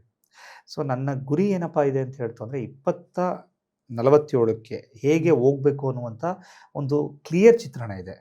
ಇಲ್ಲಿ ರಾಜಕೀಯ ನನಗೆ ತುಂಬ ಅನಿವಾರ್ಯ. ನನಗೆ ಸಮಾಜ ಸೇವೆಯಲ್ಲಿ ತುಂಬ ಇಂಪಾರ್ಟೆಂಟ್ ಇರುವಂಥದ್ದು, ಬಟ್ ರಾಜಕೀಯ ತುಂಬ ಅನಿವಾರ್ಯ ಆಗಿರೋದ್ರಿಂದ. ಯಾಕೆ ರಾಜಕೀಯ ಅನಿವಾರ್ಯ ಆಗುತ್ತೆ ಸರ್? ಅನಿವಾರ್ಯ ಯಾಕೆ ಅಂದರೆ, ನೀವೇ ನನಗೆ ಅವತ್ತು ಸ್ಟ್ರಾಟಜಿ ಮಾಡಿದಾಗಲೂ ನೀವು ಹೇಳಿದ್ದು ಸರ್, 1 ನಿಮಿಷ ರಾಜಕಾರಣಿಗಳು ಡಿಸೈಡ್ ಮಾಡ್ತು ಅಂದರೆ ಚಿತ್ರಣ ಅಲ್ಲಲ್ಲೇ ನಿಂತ್ಕೊಳ್ಳುತ್ತೆ ಅಂತ. ಅದನ್ನು ಕೋವಿಡಲ್ಲಿ ನಾವು ನೋಡ್ಬಿಟ್ಟು, ಮನೆಯಿಂದ ಆಚೆ ಬರಬಾರ್ದು ಅಂತಂದರೆ ಸ್ಟಾಪ್, ಗಂಟೆ ಹೊಡಿಬೇಕು ಅಂದರೆ ಸ್ಟಾಪ್, ಎಲ್ಲ ಹೊಡಿತಾರೆ. ಲೈಟ್ ಹಾಕಬೇಕು ಅಂದರೆ ಎಲ್ಲ ಲೈಟ್ ಹಾಕ್ತಾರೆ. ನಾನು ಬ್ಯಾನ್ ಮಾಡ್ತಿದ್ದೀನಿ ಅಂತಂದರೆ ಅದಕ್ಕೆಲ್ಲರೂ ಅಡ್ಜಸ್ಟ್ ಆಗ್ತಾರೆ. ಅಂದರೆ ರಾಜಕಾರಣ ಎಲ್ಲದಕ್ಕೂ ಮೂಲ ಆಗಿದೆ. ಇವತ್ತು ಪವರ್ ಇಲ್ಲದೆ, ಇವತ್ತು ನೀವೇ ಹೇಳಿದಾಗೆ ಟ್ರಂಪ್ ಅವರೆಲ್ಲ ರಾಜಕಾರಣಿಗಳೇ. ಇವತ್ತು ಅವರಿಂದ ನಾವು ನಮ್ಮ ಆಫೀಸ್ ನಾವು ದುಬೈಗೆ ಹೋಗೋಕ್ಕಾಗ್ತಾ ಇಲ್ಲ, ಫ್ಲೈ ಮಾಡೋಕ್ಕಾಗ್ತಾ ಇಲ್ಲ. ಅವ್ರು ಹೇಳಿದಾಗ ನಿಂತ್ಕೋಬೇಕು, ಕೂತ್ಕೋಬೇಕು, ಈ ಥರದ್ದೆಲ್ಲ ಆಗ್ತಾ ಹೋಗುತ್ತೆ. So power is very important. ನಾನು ಒಂದು ಪವರ್ನ, ರಾಜಕೀಯ ಅಂದರೆ ಅಸಹ್ಯ ಅಂತ ಅನ್ನುವಂಥ ರಾಜ್ಯದಲ್ಲಿ, ರಾಜಕೀಯ ಅಂದರೆ ಇದನ್ನು ಯಾರೂ ನಾನು ಇಷ್ಟಪಡಲ್ಲ, ಯಪ್ಪ ರಾಜಕೀಯ ಅಂದರೆ ನಮಸ್ಕಾರಪ್ಪ ಅನ್ನುವಂಥ ಈ ಕಾಲಘಟ್ಟದಲ್ಲಿ ರಾಜಕೀಯ ಅನ್ನುವಂಥದ್ದು ಎಷ್ಟು ಉಪಯುಕ್ತವಾದಂಥದ್ದು, ಅದನ್ನು ಎಷ್ಟು ಸದುಪಯೋಗ ಪಡಿಸ್ಕೊಳ್ಬೋದು ಅನ್ನುವಂಥದ್ದನ್ನ ತೋರಿಸೋದಕ್ಕೆ ಒಂದು. ಎರಡನೇದು, ನಾವು ಈ ಏನು ಮನುಕುಲ ಇಲ್ಲಿ ಬಂದಿದೆ, ಇಲ್ಲಿ ಹುಟ್ಟಿದೆ, ಇಲ್ಲಿ ಹೋಗುತ್ತೆ, ಅವರಿಗೆ ಒಂದು ಮಾದರಿಯಾಗಿ ಒಂದು ಈಕೋಸಿಸ್ಟಮ್ನ ಸೆಟ್ ಮಾಡಿ ರಾಜಕಾರಣದಲ್ಲಿ. ನಾನು ಅವತ್ತು ಹೇಳಿದ್ದೆ, ಇದ್ರ ಬಗ್ಗೆನೂ ನಾವು ಚರ್ಚೆ ಮಾಡಿದ್ದು ಅನಿಸುತ್ತೆ. ಸಿಸ್ಟಮ್ ತರಬೇಕು ಅಂತಿದ್ರೆ ಹೆಂಗೆ ಸರ್ ಸಿಸ್ಟಮ್ ಅಂತ ಅಂದ್ಬಿಟ್ಟು. ಸೊ ಆ ಸಿಸ್ಟಮ್ ಮೇಲೆ ಹೋರಾಟ ಮಾಡ್ತಿರುವಂಥದ್ದಕ್ಕೋಸ್ಕರ ನಮಗೆ ಪವರು ಅಂದರೆ ಅಧಿಕಾರ ಬೇಕಾಗಿರೋದ್ರಿಂದ ರಾಜಕಾರಣ ತುಂಬ ಅನಿವಾರ್ಯ ಆಗುತ್ತೆ, ಮತ್ತು ರಾಜಕಾರಣ ನಮಗೆ ಬೇಕೇ ಬೇಕು. 28ರಿಂದ ಸತತವಾಗಿ 10ರಿಂದ 15 ವರ್ಷ ನಾವು ರಾಜಕಾರಣದಲ್ಲಿ ಸಕ್ರಿಯವಾಗಿ ಆ ಬದಲಾವಣೆ ಏನು ತರಬೇಕು ಅದನ್ನು ತಂದು, ಅದ್ರ ಜೊತೆಗೆ ನಮ್ಮ ಗುರಿ ಏನಿದೆ 2047 ಸೋಕಾಳ್ ಎಲ್ಲ ಹೇಳ್ತಾ ಇದ್ದಾರಲ್ಲ, ಸ್ವಾತಂತ್ರ್ಯ ಬಂದು ನಮಗೆ 70 ವರ್ಷ ಆಯಿತು, 80 ವರ್ಷ ಆಯಿತು, ನಮಗೆ ಇನ್ನೂ ಸ್ವಾತಂತ್ರ್ಯ ಬಂದಿಲ್ಲ. ಪ್ರಾಯಶಃ ಅವತ್ತೇ ನಾವು ಬೇರೆ ಥರ ಇದ್ದೋ ಅಂತ ಅನಿಸುತ್ತೆ. ನಾನಿಲ್ಲಿ ಯಾರನ್ನೂ ಡಿಬೇಟ್ ಮಾಡ್ತಿಲ್ಲ ಅಥವಾ ಯಾರ ಬಗ್ಗೆನೂ ತಪ್ಪಾಗಿ ಮಾತಾಡ್ತಾ ಇಲ್ಲ, ಬಟ್ ವಿಚಾರ ಇರೋದು ಇಷ್ಟೇನೆ. ಅವತ್ತು ನಾವು ಅವ್ರಿಗೆ ಟ್ಯಾಕ್ಸ್ ಕಟ್ತಾ ಇದ್ದೋ, ಇವತ್ತು ನಾವು ಇವ್ರಿಗೆ ಟ್ಯಾಕ್ಸ್ ಕಟ್ತಾ ಇದ್ದೀವಿ. ಅವತ್ತು ಒಂದು ಟ್ಯಾಕ್ಸ್ ಅಂತ ಇತ್ತು, ಇವತ್ತು ನಾನಾ ರೀತಿಯಾದಂಥ ಟ್ಯಾಕ್ಸ್ ಕಟ್ತಾ ಇದ್ದೀವಿ ನಾವು. ನಾನು ಟ್ಯಾಕ್ಸ್ ಕಟ್ಟೋದು ತಪ್ಪು ಅಂತ ಹೇಳ್ತಾ ಇಲ್ಲ, ಬಟ್ ರಿಸೋರ್ಸಸ್ ಯೂಸ್ ಮಾಡ್ತವ್ರೆ ಟ್ಯಾಕ್ಸೇ ಕಟ್ಟೋ ಅವಶ್ಯಕತೆ ಇಲ್ಲ. ನಮ್ಮಲ್ಲಿರೋ ರಿಸೋರ್ಸಸ್ನ 100% ಯುಟಿಲೈಸ್ ಮಾಡಿಕೊಡ್ತು ಅಂದರೆ ಟ್ಯಾಕ್ಸೇ ಬೇಕಾಗಿಲ್ಲ. ಸೊ ನನ್ನ ಸಂಸ್ಥೆನ ನಾನು ಈಗ ಆಲ್ರೆಡಿ ಶುರು ಮಾಡಿದ್ದೀನಿ. ನಾನು ಜನರ ಹತ್ರ ಟ್ಯಾಕ್ಸ್ ಕಲೆಕ್ಟ್ ಮಾಡಲ್ಲ ನಾನು, ಬಟ್ ನಾನು ಗೌರ್ಮೆಂಟಿಗೆ ಕಟ್ತೀನಿ ಟ್ಯಾಕ್ಸ್ನ. ನನಗೆ ಗೊತ್ತು, ಇವತ್ತು ಇರೋವಂಥ 68% ಅಗ್ರಿಕಲ್ಚರ್ ಲ್ಯಾಂಡ್ನ ನಾನು ಯುಟಿಲೈಸ್ ಮಾಡ್ತು ಅಂತಂದರೆ ಈ ರಾಜ್ಯದ ಬಡ್ಜೆಟ್ 4 ಲಕ್ಷ ಕೋಟಿ ಇರ್ಬೋದು, 17 ಲಕ್ಷ ಕೋಟಿ ಆದಾಯನೇ ತೆಗಿತೀನಿ ನಾನು ಅದರಲ್ಲಿ. ರಾಜ್ಯದ ವ್ಯವಸಾಯದಲ್ಲಿ ನಾನು ಹೇಳ್ತಿರೋದು, ಬೇರೆದು ಬಿಟ್ಬಿಡಿ. ಸೊ ಅದಕ್ಕೆ ಅಂತ ಮಾಡ್ತಿರುವಂಥ ಬೇಸ್ ಆಗಿರೋದ್ರಿಂದ ನಮಗೆ ಅಧಿಕಾರ ತುಂಬ ಅನಿವಾರ್ಯ ಆಗುತ್ತೆ, ರಾಜಕಾರಣ ತುಂಬ ಅನಿವಾರ್ಯ ಆಗುತ್ತೆ. ಅಂದರೆ ನೀವು ಹೇಳೋ ಪ್ರಕಾರ ಈಗಿರೋ ರಾಜಕಾರಣಿಗಳು ಯಾವ್ದನ್ನು ಮಾಡ್ತಾ ಇಲ್ಲ ಅಂತನಾ, ಅಥವಾ ಅವ್ರಿಗೆ ತಿಳುವಳಿಕೆ ಕಡಿಮೆ ಇದೆ, ವಿವೇಚನೆ ಕಡಿಮೆ ಇದೆ ಅಂತನಾ? ಇಲ್ಲ, ಎಲ್ಲ ಬುದ್ಧಿವಂತರಿದ್ದಾರೆ. ನಾನು ಯಾರ ಬಗ್ಗೆನೂ ನಾವು ಇದಾಗಿ ಮಾತಾಡ್ತಾ ಇಲ್ಲ. ಬಟ್ ವಿಚಾರ ಏನಪ್ಪ ಅಂದರೆ, ಇಲ್ಲಿ ಏನು ಮಾಡಬೇಕು ಅನ್ನುವಂಥ ಕ್ಲಾರಿಟಿ ಯಾರಿಗೂ ಇಲ್ಲ. ಅದನ್ನು ಗಂಟಾಘೋಷವಾಗಿ ಹೇಳ್ತೀನಿ. ಅವ್ರವ್ರ ವಿವೇಚನೆಗೆ ತಕ್ಕಾಗೆ ಅವ್ರು ಕೆಲಸ ಮಾಡ್ತಾ ಇದ್ದಾರೆ. Sorry to interrupt you. 237 ವರ್ಷ ಆಗಿದೆ ಅಮೇರಿಕಾದ ಸಂವಿಧಾನ ಬಂದು. ಅಲ್ಲಿ 4 ವರ್ಷಕ್ಕೆ ಒಬ್ಬರು ಪ್ರೆಸಿಡೆಂಟ್, ಅವತ್ತಿಂದನೂ ಇವತ್ತಿನವರೆಗೂ. ಆಮೇಲೆ 2 ಸರಿ ಪ್ರೆಸಿಡೆಂಟ್ ಎಲೆಕ್ಷನ್ ನಿಂತ್ಕೊಳ್ಳೋ ಅವಕಾಶ ಇರುವಂಥದ್ದು. ಸೊ ಅಲ್ಲಿನ ಒಂದು ಸಿಸ್ಟಮ್ಮು ಇಲ್ಲಿವರೆಗೆ 40-45 ಅಧ್ಯಕ್ಷಗಳನ್ನು ನೋಡುವಂಥ ಅವಕಾಶಗಳನ್ನು ಸೃಷ್ಟಿ ಮಾಡಿದೆ. ಇಲ್ಲಿ ರಿಪೀಟೆಡ್ ಪ್ರಧಾನಮಂತ್ರಿಗಳು, ರಿಪೀಟೆಡ್ ಮುಖ್ಯಮಂತ್ರಿಗಳು, ರಿಪೀಟೆಡ್ ಮಂತ್ರಿಗಳಿಂದಾಗಿ ವ್ಯವಸ್ಥೆಯಲ್ಲಿ ಬದಲಾವಣೆ ತರೋಕ್ಕಾಗ್ತಾ ಇಲ್ವಾ? ಇಲ್ಲ ಸರ್, ಅದು ನಾನು ಒಪ್ಪಲ್ಲ ಅದನ್ನು. ಈಗ ಒಬ್ಬ ಬಂದಿದ್ದಾನೆ, ಇವಾಗ ಅಮೆರಿಕದಲ್ಲಿದ್ದಾರೆ, ಆಯಿತಾ. ಒಳ್ಳೆಯವ್ರು ಮಾಡಿರೋರು ಇದ್ದಾರೆ, ಹಿಂದ್ಗಡೆ ಇರೋರು, ಕೆಟ್ಟದ್ದು ಮಾಡ್ತಿರೋರು ಇದ್ದಾರೆ. ನಾನು ಅವ್ರನ್ನ ಒಳ್ಳೆಯವರು ಕೆಟ್ಟವರು ಅಂತ ಹೇಳ್ತಿಲ್ಲ. ಬಟ್ ಎಷ್ಟು ಜನಕ್ಕೆ ತೊಂದರೆ ಆಗ್ತಾ ಇದೆ ಇವತ್ತು ಅವ್ರು ತಗೊಳ್ಳುವಂಥ ಡಿಸಿಷನ್ನು. ಈವನ್ 2 ವರ್ಷ ಆಯಿತು ಅಂತಂದ್ರೂ ಹಾಳು ಮಾಡಬೇಕು ಅಂತಂದರೆ ಆ 2 ಟರ್ಮಲ್ಲೇ ಬಂದು ಹಾಳು ಮಾಡಿ ಹೋಗ್ಬಿಡ್ತಾರೆ. ಅಥವಾ ಒಳ್ಳೇದು ಮಾಡಲೇಬೇಕು ಅಂತಂದರೆ ಪ್ರತಿ ಸಾರಿ ಅವರೇ ಇತ್ತು ಅಂದರು. ಅವರ ಜೀವಮಾನವಿಡೀ ಅವರು CM ಆಗಿದ್ರು, ಅವ್ರ ಜೀವಮಾನವಿಡೀ ಪ್ರೆಸಿಡೆಂಟ್ ಆಗಿದ್ರು, PM ಆಗಿದ್ರು, ಅವ್ರು ಒಳ್ಳೇದನ್ನೇ ಮಾಡ್ತಾ ಹೋಗ್ತಾರೆ. ಸೊ ಇಲ್ಲಿ ಯಾರನ್ನು ಪರ ವಿರೋಧ ಅಂತ ಮಾಡ್ತಿಲ್ಲ. ಇಲ್ಲಿ ಪ್ರಾಬ್ಲಮ್ ಆಗಿರೋದು ಏನಪ್ಪ ಅಂತಂದರೆ ಪಾರ್ಟೀಸ್, ಪಕ್ಷಗಳ ಬೆಳವಣಿಗೆಗೋಸ್ಕರ ಧೋರಣೆಗಳು ಮಾಡುವಂಥದ್ದು. ಈವೊಂದು ಆ ಪಕ್ಷ ಒಳ್ಳೇದನ್ನೇ ಮಾಡಿತ್ತು ಅಂದರು, ಈ ಪಕ್ಷ ಬಂದಾಗ ಈ ಪಕ್ಷ ಮಾಡ್ತಿರೋದೇ ಕರೆಕ್ಟ್ ಅಂತ ಪ್ರೂವ್ ಮಾಡೋದಕ್ಕೋಸ್ಕರ ಆ ಪಕ್ಷ ಮಾಡಿರೋ ಒಳ್ಳೇದನ್ನು ಕೂಡ ತೆಗೆದಾಕುವಂಥದ್ದು, ಅಥವಾ ಈ ಪಕ್ಷನ ಬೆಳೆಸಬೇಕು ಅಂತ ಹೇಳುವಂಥದ್ದು. ಸೊ ಈ ಥರದ್ದು, ಅಥವಾ ಜಾತಿನ ಬೆಳೆಸುವಂಥದ್ದು, ಧರ್ಮನ ಬೆಳೆಸುವಂಥದ್ದು. ಸೊ ಈ ಥರದ್ದೆಲ್ಲ ಇರೋದ್ರಿಂದ ಏನಾಗ್ತಿದೆ ಅಂತಂದರೆ ಇಲ್ಲಿ ಕರೆಕ್ಟಾಗಿ ಇದು ನಡೀತಾ ಇಲ್ಲ. ಅಂದರೆ ರಾಜ್ಯ ಸರ್ಕಾರ ಆಗ್ಬೋದು, ದೇಶ ಆಗ್ಬೋದು, ಕರೆಕ್ಟಾಗಿ ಆಗ್ತಾ ಇಲ್ಲ. ಇವತ್ತು ನಾವು ದುಬೈಗೆ ಹೋಗಿದ್ದೀವಿ, ಅಲ್ಲಿ ನೀವು ನೋಡ್ಬೋದು ರಾಜರಾಳ್ವಿಕೆ ಇದೆ ಅಲ್ಲಿ ಇನ್ನೊಂದು ಕೂಡ. ಅವರು ಸಮಾಜನ ಎಷ್ಟು ಚೆನ್ನಾಗಿಟ್ಟಿದ್ದಾರೆ ಅಂತಂದರೆ ಅಷ್ಟು ಬ್ಯೂಟಿಫುಲ್ಲಾಗಿ ಮಾಡ್ತಾ ಇದ್ದಾರೆ. ಅವರು ಪ್ರಪಂಚದಲ್ಲಿರುವಂಥ ಎಲ್ಲ ಜನ ಅಲ್ಲಿ ಬಂದು ಉಳ್ಕೊಳ್ಳೋ ಹಾಗೆ ಮಾಡ್ತಾ ಇದ್ದಾರೆ. ನಮ್ಮ ದೇಶದಲ್ಲಿ ಇಷ್ಟೊತ್ತು ಕಾಚೆಗೆ ಹೋಗ್ತೀವೋ ಅನ್ನೋ ಥರ ಬರ್ತಾರೆ, ಉಳ್ಕೊಳ್ತಾರೆ, ಬಂದು ಉಳ್ಕೊಂಡು ಅವ್ರಿಗೆ ದುಡ್ಡು ಮಾಡ್ಕೊಂಡು ಹೋಗ್ತಾ ಇದ್ದಾರೆ. ನಮ್ಮಲ್ಲಿರೋರಿಗೆ ಏನೂ ಆಗ್ತಾ ಇಲ್ಲ. ನಾವು ಬರೀ ಕೂಲಿ ಕೆಲಸ ಮಾಡಿಕೊಂಡು ದುಡ್ಡು ದುಡಿತಾ ಇದ್ದೀವಿ. ಒಬ್ಬ 1 ಲಕ್ಷ ದುಡಿತಿದ್ರು ಅವ್ನು ಕೂಲಿನೇ, 10 ಲಕ್ಷ ದುಡಿತಿದ್ರು ಅವ್ನು ಕೂಲಿನೇ, ಇನ್ನೊಂದು ದೇಶಕ್ಕೋಸ್ಕರ ಅವ್ನು ದುಡಿತಾ ಇದ್ದಾರೆ ಅಷ್ಟೇ. ಅಂದರೆ ಆ ಸಿಸ್ಟಮ್ಮು ಆ ಥರ ಇರೋದ್ರಿಂದ ಇದನ್ನೆಲ್ಲ ಬದಲಾವಣೆ ಮಾಡಬೇಕು. ಎಜುಕೇಷನ್ ಸಿಸ್ಟಮಲ್ಲಿ ನಾನು 2 ವಿಚಾರ ಹೇಳ್ತೀನಿ. ಅದು ಕಾಂಟ್ರವರ್ಸಿ ಆಗ್ಬೋದು, ಬಟ್ ಅದು ಸತ್ಯ ಕೂಡ, ಕಡು ಸತ್ಯ ಕೂಡ. ಅದು ಇವತ್ತು ಸಿಸ್ಟಮಲ್ಲಿ ಒಬ್ಬ ನಂಬರ್ 1 ರ್ಯಾಂಕ್ ತೆಗೆದಿದ್ದಾನೆ ಅಂತಂದರೆ ಅವನ್ನ ಪ್ರೌಡು, ಟಾಪರು ಅಂತ ಹೇಳ್ತೀವಿ. ಬಟ್ ಅದೇ ಕಾಲೇಜಲ್ಲಿರುವಂಥ, ಅದೇ ಸ್ಕೂಲಲ್ಲಿರುವಂಥ ಒಬ್ಬ ವ್ಯಕ್ತಿ ಲೀಸ್ಟ್ ಆಗಿದ್ದಾನೆ ಅಂತಂದರೆ ಅವನು ಫೇಲು ಅಥವಾ ಅವ್ನು ವೇಸ್ಟು ಅಂತ ಹೇಳ್ತೀವಿ. ಬಟ್ ಅವನಲ್ಲಿರುವಂಥ ಟ್ಯಾಲೆಂಟ್ ಏನು ಅನ್ನುವಂಥದ್ದನ್ನ ಈವನ್ ಶಿಕ್ಷಣ ಸಂಸ್ಥೆನೂ ಕೂಡ ಐಡೆಂಟಿಫೈ ಮಾಡ್ತಿಲ್ಲ. ಇಟ್ಟಿರುವಂಥ 6 ಸಬ್ಜೆಕ್ಟಿಗೆ 6 ಸಬ್ಜೆಕ್ಟ್ ಅವ್ನ ಜೀವನನೇ ಡಿಸೈಡ್ ಮಾಡುತ್ತೆ ಅನ್ನೋದಾಯಿತು ಅಂದರೆ ಇವತ್ತು ಪ್ರತಿಯೊಬ್ಬರೂ ಕೂಡ ಅವ್ರು ಓದಂಥ ಕೆಲಸದಲ್ಲೇ ಇರಬೇಕಾಗಿತ್ತು. ನಾವು ಓದೋದೇ ಏನೋ, ನಾವು ಮಾಡೋ ಕೆಲಸನೇ ಏನೋ ಆಗಿರೋದ್ರಿಂದ ಅವನಲ್ಲಿ ಏನೋ ಒಂದು ಟ್ಯಾಲೆಂಟ್ ಇದೆ. ಆ ಟ್ಯಾಲೆಂಟ್ನ ಹುಡುಕುವಂಥ ಕೆಲಸನ ನಮ್ಮ ಎಜುಕೇಷನ್ ಸಿಸ್ಟಮ್ ಮಾಡ್ತಾ ಇಲ್ಲ. ಅವನಿಗೆ ಗ್ರೇಡ್ ಕೊಟ್ಟು ಇನ್ನೂ ಕೂಡ ಅವನ್ನ ಡಿಮೋಟಿವೇಟ್ ಮಾಡ್ತಾ ಇದೆ ಹೊರತು ಅವನನ್ನು ಪ್ರಮೋಟ್ ಮಾಡ್ತಾ ಇಲ್ಲ ಅವನನ್ನು. ಸೊ ಅವನನ್ನು ಯಾವ ರೇಂಜಿಗೆ ಪ್ರಮೋಟ್ ಮಾಡಬೇಕು ಅನ್ನುವಂಥದ್ದು ಕೂಡ ನಮ್ಮ ಇವತ್ತಿನ ಸಿಸ್ಟಮ್ಗೆ ಗೊತ್ತಿಲ್ಲ. ನಮ್ಮ ದೇಶದಲ್ಲಿ ಸ್ಪೋರ್ಟ್ಸ್ಗೆ ಎಜುಕೇಷನ್ನೇ ಇಲ್ಲ ಇವತ್ತಿಗೂ. ಒಂದು ಪೀರಿಯಡ್ ಅಷ್ಟೇ ಇರೋದು ನೋಡಿ. ಆದರೆ ಸಂಗೀತಕ್ಕಿಲ್ಲ, ಆಕ್ಟಿಂಗ್ ಇಲ್ಲ, ಎಲ್ಲದಕ್ಕೂ ಒಂದೊಂದು ಪೀರಿಯಡ್ ಇದೆ ಅಷ್ಟೇ. ಪೊಲಿಟಿಕ್ಸ್ಗಿಲ್ಲ, ಮಾಧ್ಯಮಕ್ಕಿಲ್ಲ. ಮಾಧ್ಯಮ ಗೊತ್ತೇ ಆಗ್ತಿಲ್ಲ ನಮಗೆ. ಮಾಧ್ಯಮಕ್ಕೆ ಜರ್ನಲಿಸಂ ಇದೆ, ಪೊಲಿಟಿಕ್ಸ್ಗೂ ಅಲ್ಲಿಗೆ ಹೋಗ್ಬೇಕು. ನಾನು ಹೇಳ್ತಿರೋದು ಅಲ್ಲಿಗೆ ಹೋಗ್ಬೇಕು. ನಾನು ಹೇಳ್ತಿರೋದು ಒಬ್ಬ ವ್ಯಕ್ತಿ, ಫಾರ್ ಎಕ್ಸಾಂಪಲ್, ಅಲ್ಲ ನೀವು ಹೇಳಿದ್ರಲ್ಲ 6 ಸಬ್ಜೆಕ್ಟ್ ಇರೋದು ಅವ್ನ ಜೀವನ ನಿರ್ಧಾರ. ಹೌದು. ಈಗ ಒಬ್ಬ ಪುಟ್ಟಪ್ಪ ಅಂತ ಇರ್ತಾರೆ, ಮಾಧ್ಯಮದಲ್ಲಿ ತುಂಬಾ ಎಕ್ಸ್ಪರ್ಟ್ ಆಗ್ತಿರ್ತಾನೆ. ಆತನಿಗೆ PUC ಇಂದ ಆದ್ಮೇಲೆ ತಿಳ್ಕೊಳ್ತಾನೆ ಅನ್ನೋದಿತ್ತು ಅಂತಂದ್ರೆ ಅವ್ನು ಇಲ್ಲೇನಾದ್ರೂ ಪ್ರೈಮರಿ ಸ್ಕೂಲಲ್ಲಿ ಅವ್ನು ಫೇಲ್ ಆಗಿ SLCನೇ ಪಾಸ್ ಆಗಿಲ್ಲ ಅಂತ ಹೇಳ್ತಂದ್ರೆ ಅವ್ನು PUCಗೆ ಓದೋಕ್ಕೆ ಆಗಲ್ಲ. ಅವಾಗ ಅವ್ನು ಜರ್ನಲಿಸಮ್ ಇವಂದು ಅವನು ಇನ್ಬಿಲ್ಟ್ ಆಗಿತ್ತು ಅಂತಂದ್ರೂ ಆತ ಆಚೆ ಬಂದು ಮಾತಾಡ್ಲಿಕ್ಕೆ ಆಗಲ್ಲ. ಇವತ್ತು ಪಾಪ ಸೋಷಿಯಲ್ ಮೀಡಿಯಾ ಇದೆ, ಇವತ್ತು ನಮ್ಗೆ ಸಪೋರ್ಟ್ ಮಾಡ್ತಾ ಇದೆ. ಸೋಷಿಯಲ್ ಮೀಡಿಯಾದಲ್ಲಿ ಯಾರು ಬೇಕಾದರೂ ಆಂಕರಿಂಗ್ ಮಾಡ್ತಾ ಹೋಗ್ಬೋದು. ಇವತ್ತಿನ ಕಾಲಘಟ್ಟ ಬೇರೆ. ಬಟ್ ಅದೇ ಒಂದು ಎಜುಕೇಷನ್ ಸಿಸ್ಟಮಲ್ಲಿ ಇದ್ದಿದ್ದರೆ ಪ್ರಾಯಶಃ ಅವನು ಎಕ್ಸ್ಪರ್ಟ್ ಆಗಿ ಆಚೆ ಬರ್ತಾನೆ. ಕರೆಕ್ಟ್ ಅಲ್ಲ? ಸೊ ಬದಲಾವಣೆ ಅಂತ ನೀವು ಏನು ಒಂದು ಸ್ಲೋಗನನ್ನು ಹೊರಡಿಸಿದ್ದೀರಾ, ಹಿಂದೆ ಆಗಿಲ್ಲ ಅಂತ ಸರ್ ನೀವು ಹೇಳೋದು? ಕರ್ನಾಟಕದಲ್ಲಿ ಹೆಚ್ಚು ಕಡಿಮೆ 60-65 ವರ್ಷದಿಂದ ರಾಜಕಾರಣದ ನಿರಂತರ ರಾಜಕಾರಣ ಇದೆ. ಮೈಸೂರು ರಾಜ್ಯ ಹೋಗಿ ಕರ್ನಾಟಕ ಹೆಸರು ಬಂದ ಮೇಲೆ ರಾಜ್ಯದಲ್ಲಿ, ದೇಶದಲ್ಲಿ 79 ವರ್ಷಗಳಿಂದ ಒಂದು ರಾಜಕೀಯ ವ್ಯವಸ್ಥೆ ಇದೆ, ಒಂದು ಸಂವಿಧಾನ ಇದೆ. ನಿಮ್ಮ ಪ್ರಕಾರ ಬದಲಾವಣೆನೇ ಆಗಿಲ್ಲ ಅಂತೀರಾ? 105 ಸಾರಿ ಅಮೆಂಡ್ಮೆಂಟನ್ನು ಬದಲಾಯಿಸಿದ್ದಾರೆ. ಭಾರತ ಸಂವಿಧಾನದ ತಿದ್ದುಪಡಿಗಳಾಗಿದೆ. ಅದ್ಯಾವುದು ಬದಲಾವಣೆಗಳಲ್ವಾ? ಈಗ ನೋಡಿ ಸರ್, ಈಗ ನಿಮ್ಗೆ ಸಿಂಪಲ್ ಆಗಿ ಹೇಳ್ತೀನಿ, ಇದಕ್ಕೆ ಉತ್ತರ ನಾನು ಕೊಡ್ಲಿಕ್ಕೆ ಆಗಲ್ಲ ಇವತ್ತು. ಉತ್ತರ ಅದು ನಾವು ಕೊಡುವಂಥ ರಿಸಲ್ಟಲ್ಲಿರುತ್ತೆ, ಆಯಿತಾ? ಅವತ್ತಿಗೆ ನಿಮ್ಗೆ ಕರೆಕ್ಟ್ ಉತ್ತರ ಸಿಕ್ಕತ್ತೆ. ಬಟ್ ವಿಚಾರ ಏನಪ್ಪ ಅಂತ ಹೇಳ್ತು ಅಂದರೆ, ಇವತ್ತು ಒಬ್ಬ ರಾಜಕಾರಣಿ, ಒಬ್ಬ ಶಾಸಕ, MLA, ಆತನ ಕೆಲಸ ಏನು, ರೆಸ್ಪಾನ್ಸಿಬಿಲಿಟಿ ಏನು? ಕ್ಷೇತ್ರವನ್ನು ಅಭಿವೃದ್ಧಿ ಮಾಡೋದು. ಏನು ಡೆಫಿನೇಷನ್ ಇದೆ, ಏನು ಇಂಡೆಕ್ಸ್ ಇದೆ ಅದಕ್ಕೆ? ಜನರ ಸಾಮಾಜಿಕ ಇಂಡೆಕ್ಸ್ ಏನೂ ಇಲ್ಲ. ಓಕೆ, ಆತ MLA ಆಗಿ ಬರ್ತಾನೆ. ಆತನ ವಿವೇಚನೆಗೆ ತಕ್ಕಾಗ ಆತ ಮಾಡ್ಕೊಂಡು ಹೋಗ್ತಾನೆ. ಹ್ಮ್ ಆತ ಒಳ್ಳೆ ವ್ಯಕ್ತಿ ಆಗಿದ್ರೆ ಅದನ್ನು ಅಭಿವೃದ್ಧಿ ಥರ ಮಾಡ್ಬೋದು, ಆತ ಕೆಟ್ಟ ವ್ಯಕ್ತಿ ಆಗಿತ್ತು ಅಂದರೆ ಅದನ್ನೇನು ಮಾಡದೇ ಇರ್ಬೋದು. ಜನಕ್ಕೆ ಏನು ಮಾಡಬೇಕು, ಏನು ಕೆಲಸ ಮಾಡಬೇಕು ಅನ್ನುವಂಥ ಒಂದು ಇಂಡೆಕ್ಸೇ ಇಲ್ಲ ನಮ್ಮ ಹತ್ರ. ಅಂದರೆ ಒಬ್ಬ ಶಾಸಕನ್ನ ಒಬ್ಬ ಜನರೆಲ್ಲರೂ ಆಯ್ಕೆ ಮಾಡ್ತಾರೆ. It's A beautiful system. ಇವತ್ತೇನು ಸಂವಿಧಾನ ಬರೆದಿದ್ದಾರೆ ಆ ಸಂವಿಧಾನನ ನಾವು ಯಾವತ್ತೂ ಗೌರವಿಸಬೇಕು. ಅದ್ಭುತವಾಗಿ ಬರೆದಿದ್ದಾರೆ. ಜನರ ಆಯ್ಕೆ, ಜನರು ರಾಜರು ಅನ್ನುವಂಥದ್ದನ್ನ, ನೀನು ಮಂತ್ರಿ ಅನ್ನುವಂಥದ್ದನ್ನ ಅವ್ರು ಪ್ರೂವ್ ಮಾಡಿದ್ದಾರೆ. ಆಯಿತಾ? ಈ ಜನ ರಾಜ ಆಗಬೇಕು ಅಂತಂದರೆ ಜನ ಆಯ್ಕೆ ಮಾಡಿದ್ದಾನೆ. ಆದರೆ ಜನರು ಒಂದು ಇಂಡೆಕ್ಸ್ ಕೊಟ್ಟು ಕಳಿಸ್ತಿಲ್ಲ ಅವನಿಗೆ. ಆ ಇಂಡೆಕ್ಸ್ ಇಲ್ಲ ಅವನ ಹತ್ರ. ಆತ ಏನು ಮಾಡಬೇಕು ಅಂತ ಗೊತ್ತಿಲ್ಲ. ಈ 5 ವರ್ಷ ಅಥವಾ ಈಗೇನು ರಾಜಕಾರಣಕ್ಕೆ ಬಂದಿದ್ದ ತಕ್ಷಣನೇ ಹಿಂದಿನ 5 ವರ್ಷ ಇದಕ್ಕೆ ಬರೋಕೆ ಅಂತ ಹೋರಾಟ ಮಾಡಿರ್ತಾನೆ. ಬಂದಮೇಲೆ ಮುಂದಿನ ಎಲೆಕ್ಷನ್ಗೆ ಹೋರಾಟ ಮಾಡಬೇಕು ಅಂತ ಮಾಡ್ತಾನೆ. ಅದಕ್ಕೆ ಏನೇನು ಪೂರಕ ಬೇಕೋ ಅದನ್ನು ಮಾತ್ರ ಫೇವರ್ ಮಾಡ್ಕೊಂಡು ಹೋಗ್ತಾನೆ ಹೊರತು ಆತ ಏನು ಕೆಲಸ ಮಾಡಬೇಕು ಅದನ್ನು ಮಾಡೋದೇ ಇಲ್ಲ. ನಾನು 2 ಸಾರಿ ಆದಮೇಲೆ ನಾನು ಫಿಕ್ಸ್ ಆಗ್ತೀನಿ, ಆಮೇಲೆ ನಾನು ಕೆಲಸದ ಬಗ್ಗೆ ಯೋಚನೆ ಮಾಡೋಣ ಅಂತಾನೆ. ಬಟ್ ಆ 2 ಸಾರಿ ತನಕ ಆ ಜನರ ಸ್ಥಿತಿ ದುಸ್ಥಿತಿ ಅದ್ರ ಬಗ್ಗೆ ಯಾರು ಯೋಚನೆ ಮಾಡಲ್ಲ. ಇವತ್ತು ರೋಡಲ್ಲಿ ಬ್ಯೂರೋಕ್ರೇಟ್ಸ್ಗಳಿದ್ದಾರೆ. ಯಾವ ಒಬ್ಬ ಶಾಸಕನು ಕೂಡ ಎಲ್ಲ ದೇಶಕ್ಕೂ ವಿಸಿಟ್ ಮಾಡ್ಕೊ ಬರ್ತಾರೆ. ಎಲ್ಲರೂ ಕೂಡ ಪ್ರಪಂಚದಾದ್ಯಂತ ವಿಸಿಟ್ ಮಾಡ್ಕೊ ಬರ್ತಾರೆ. ತಮ್ಮ ಕ್ಷೇತ್ರದಲ್ಲಿ ಒಂದೊಂದು ಪಾಲಿಸಿ, ಏನು ಸರ್ಕಲ್ ಇನ್ಸ್ಪೆಕ್ಟ್ರಿಗೋ ಅಥವಾ ಆ ಕ್ಷೇತ್ರದಲ್ಲಿರುವಂಥವ್ರಿಗೋ ಒಂದು ಲೇನ್ ಮಾಡಿ, ಪಾರ್ಕಿಂಗ್ ವ್ಯವಸ್ಥೆ ಮಾಡಿ, ಪಾರ್ಕಿಂಗ್ ಇಲ್ಲ ಅಂತಂದರೆ ಸಿಸ್ಟಮ್ ಮಾಡಿ, ಅದಕ್ಕೊಂದು ಕಲೆಕ್ಷನ್ ಮಾಡಿ, ಟೋಲ್ ಮಾಡಿ, ಏನು ರೋಡ್ ರೆಡಿ ಮಾಡಿ, ಕ್ಲೀನ್ ಮಾಡಿ, ಪುರಸಭೆಯವ್ರ ಹತ್ರ ಹೇಳಿಬಿಟ್ಟು. ಸೊ ಈ ಥರ ಬೇಸಿಕ್ ಆಗಿರುವಂಥ ವಿಚಾರಗಳನ್ನೇ ಕೂಡ ಇನ್ನೂ ಚರ್ಚೆ ಮಾಡ್ತಾ ಇಲ್ಲ. ಇನ್ನೊಂದು, ಅವತ್ತು 70 ವರ್ಷದ ಹಿಂದೆ ಅಥವಾ 40 ವರ್ಷದ ಹಿಂದೆ ಅವತ್ತು ನಮ್ಮ ಹತ್ರ ಸಿವಿಲ್ ಇಂಜಿನಿಯರ್ಸ್ ಇರಲಿಲ್ಲ, ಇಂಜಿನಿಯರ್ಸ್ಗಳಿರಲಿಲ್ಲ. ಅವತ್ತು ನಮಗೆ ಕಾಂಟ್ರಾಕ್ಟರ್ಸ್ ಬೇಕಾಗಿತ್ತು.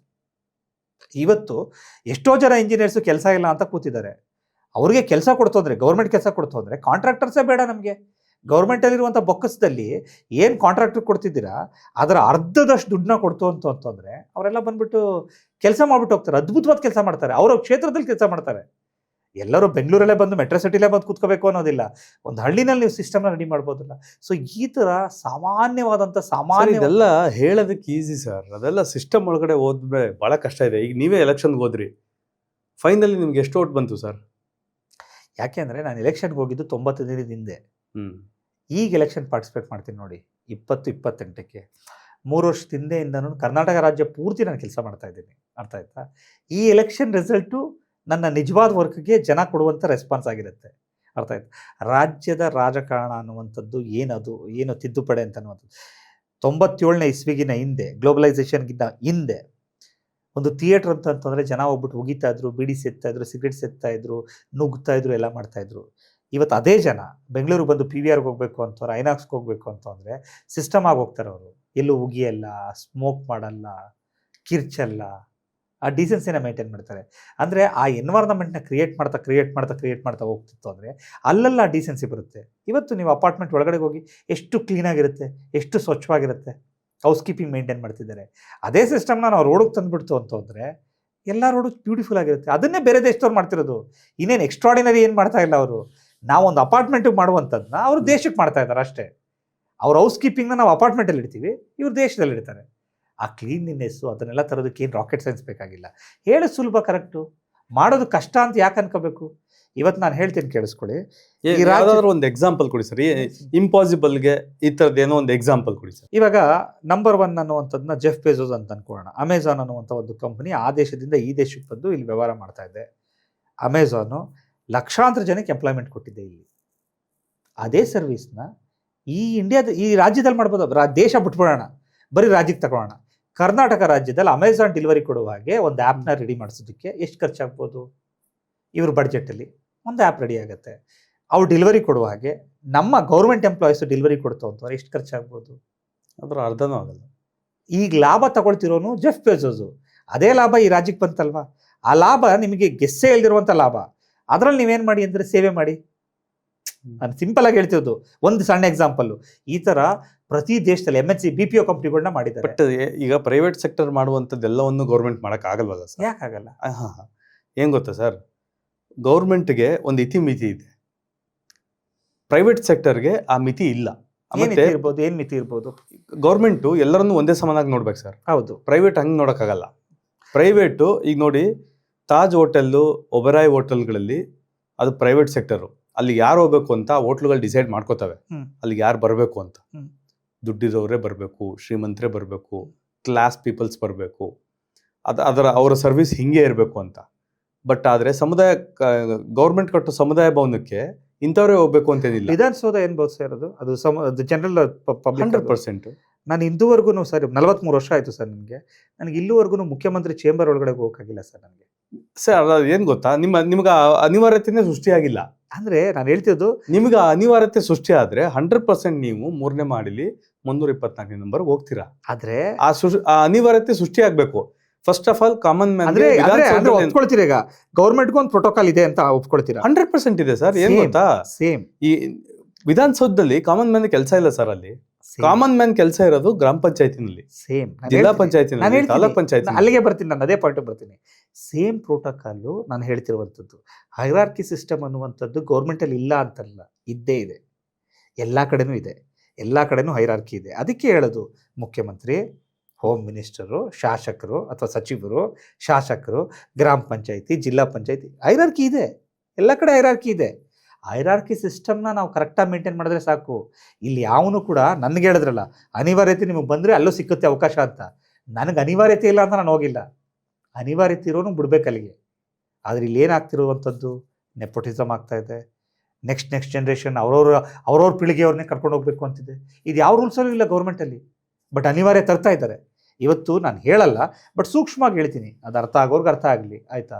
ಯಾರೋ ಒಬ್ಬರು ಆ ಜಾಗದಲ್ಲಿ ಇತ್ತು ಅಂದರೆ, ಒಬ್ಬ CM ಆಗಿತ್ತು ಅಂತಂದರೆ, CM ಮಾಡ್ತಾರೋ ಬಿಡ್ತಾರೋ ಗೊತ್ತಿಲ್ಲ, ಅವ್ರು ನೆಕ್ಸ್ಟ್ ಯಾರೋ ಒಬ್ರು ಬೇರೆಯವ್ರು ಆಡಳಿತ ಮಾಡ್ತಾ ಇರ್ತಾರೆ.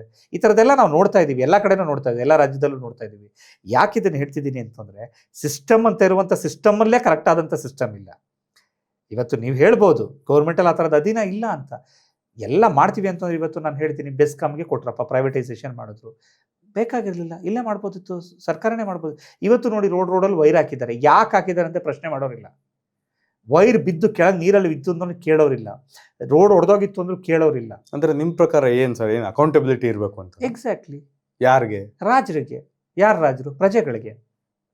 ವೆರಿ ಸಿಂಪಲ್ ಆಗಿ ನಾನು ಹೇಳ್ತೀನಿ, ಪ್ರಜೆಗಳಿಗೆ ಅಕೌಂಟಬಿಲಿಟಿ ಕೊಡಲ್ಲ ಅಂದಮೇಲೆ ಅದು ಸರ್ಕಾರನೇ ಅಲ್ಲ. ಅದು ಸರ್ಕಾರ ಅಂದರೆ ಪ್ರಜೆಗಳು. ಸರ್ಕಾರನ ನೋಡ್ಕೊಳ್ಳೋಕೆ ಆಯ್ಕೆ ಮಾಡಿರುವಂಥ ಪ್ರಜಾನಿಧಿಗಳು, ಅಂದರೆ ನಾವು ಪ್ರತಿನಿಧಿಗಳು ಅವರಿಗೆ, ಅಷ್ಟೇ. ಸೊ ಈ ಸಿಸ್ಟಮ್ನ ತರಬೇಕು ಅಂತ ಹೇಳ್ತಂದರೆ ನಾವು ಒಂದು ಉಲ್ಟಾ ಸ್ಟ್ರಾಟಜಿನ ಮಾಡಬೇಕು. ಆ ಉಲ್ಟಾ ಸ್ಟ್ರಾಟಜಿ ಏನು? ಫಸ್ಟು ಅವ್ರಿಗೆ ಏನು ಬೇಕು ಅನ್ನುವಂಥದ್ದನ್ನ ಅರ್ಥ ಮಾಡಿಕೊಂಡು ಅವ್ರಿಗೆ ಏನು ಕೆಲಸ ಮಾಡ್ಬೋದು ಅಂತ ಮಾಡುವಂಥದ್ದು.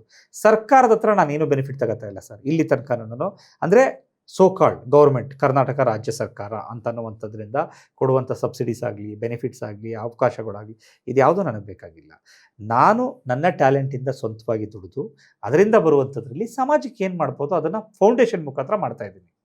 ಇದು ಜನಕ್ಕೆ ನಾನು ಕೊಡ್ತಿರುವಂಥ ನಮ್ಮ ಕಡೆಯಿಂದ, ನಮ್ಮ ಸಂಸ್ಥೆಯಿಂದ, ನಮ್ಮ ಗ್ರೂಪ್ ಆಫ್ ಸಂಸ್ಥೆಯಿಂದ ನಾವು ಮಾಡ್ತಾಯಿದ್ದೀವಿ.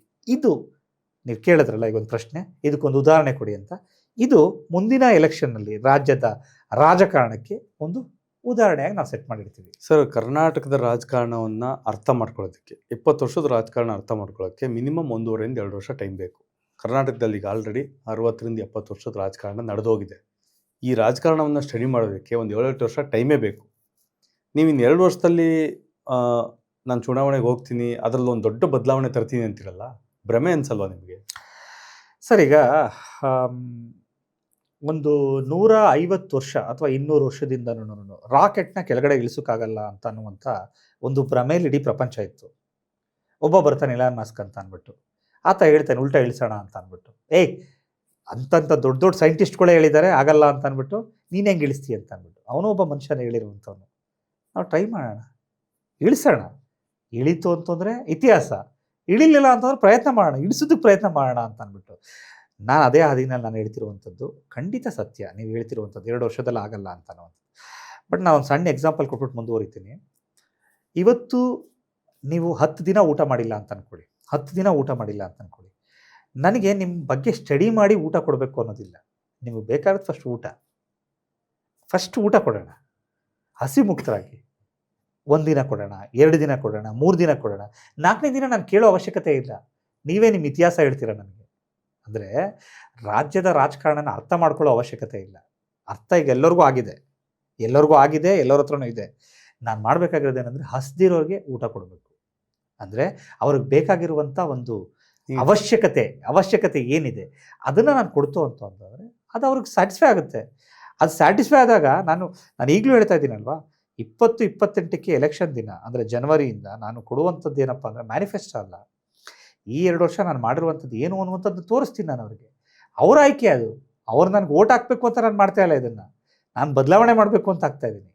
ನನ್ನ ಸ್ಲೋಗನಲ್ಲಿ ಕ್ಲಿಯರ್ ಆಗಿದೆ, ರಾಜ್ಯದ ರಾಜಕಾರಣದಲ್ಲಿ ದೊಡ್ಡ ಬದಲಾವಣೆ.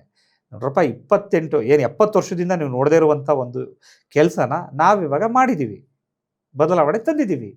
ಈ ಬದಲಾವಣೆ ನೋಡಿ ನೀವು ಆಯ್ಕೆ ಮಾಡೋದಿದ್ರೆ ಆಯ್ಕೆ ಮಾಡ್ಬೋದು, ಆಯ್ಕೆ ಮಾಡೋದು ಬೇಡ, ನನಗೆ ಅದೇ ಇದೇ ಬೇಕು, ನನಗೆ ಎಂಡನೇ ಬೇಕು, ನನಗೆ ದುಡ್ಡೇ ಬೇಕು, ನನಗೆ ಅದೇ ರಾಜಕಾರಣ ಬೇಕು, ನನಗೆ ಜಾತಿನೇ ಬೇಕು, ನನಗೆ ಇದೇ ಬೇಕು ಅಂದರೆ ಮಾಡ್ಕೊಳ್ಳಿ ಅವರು.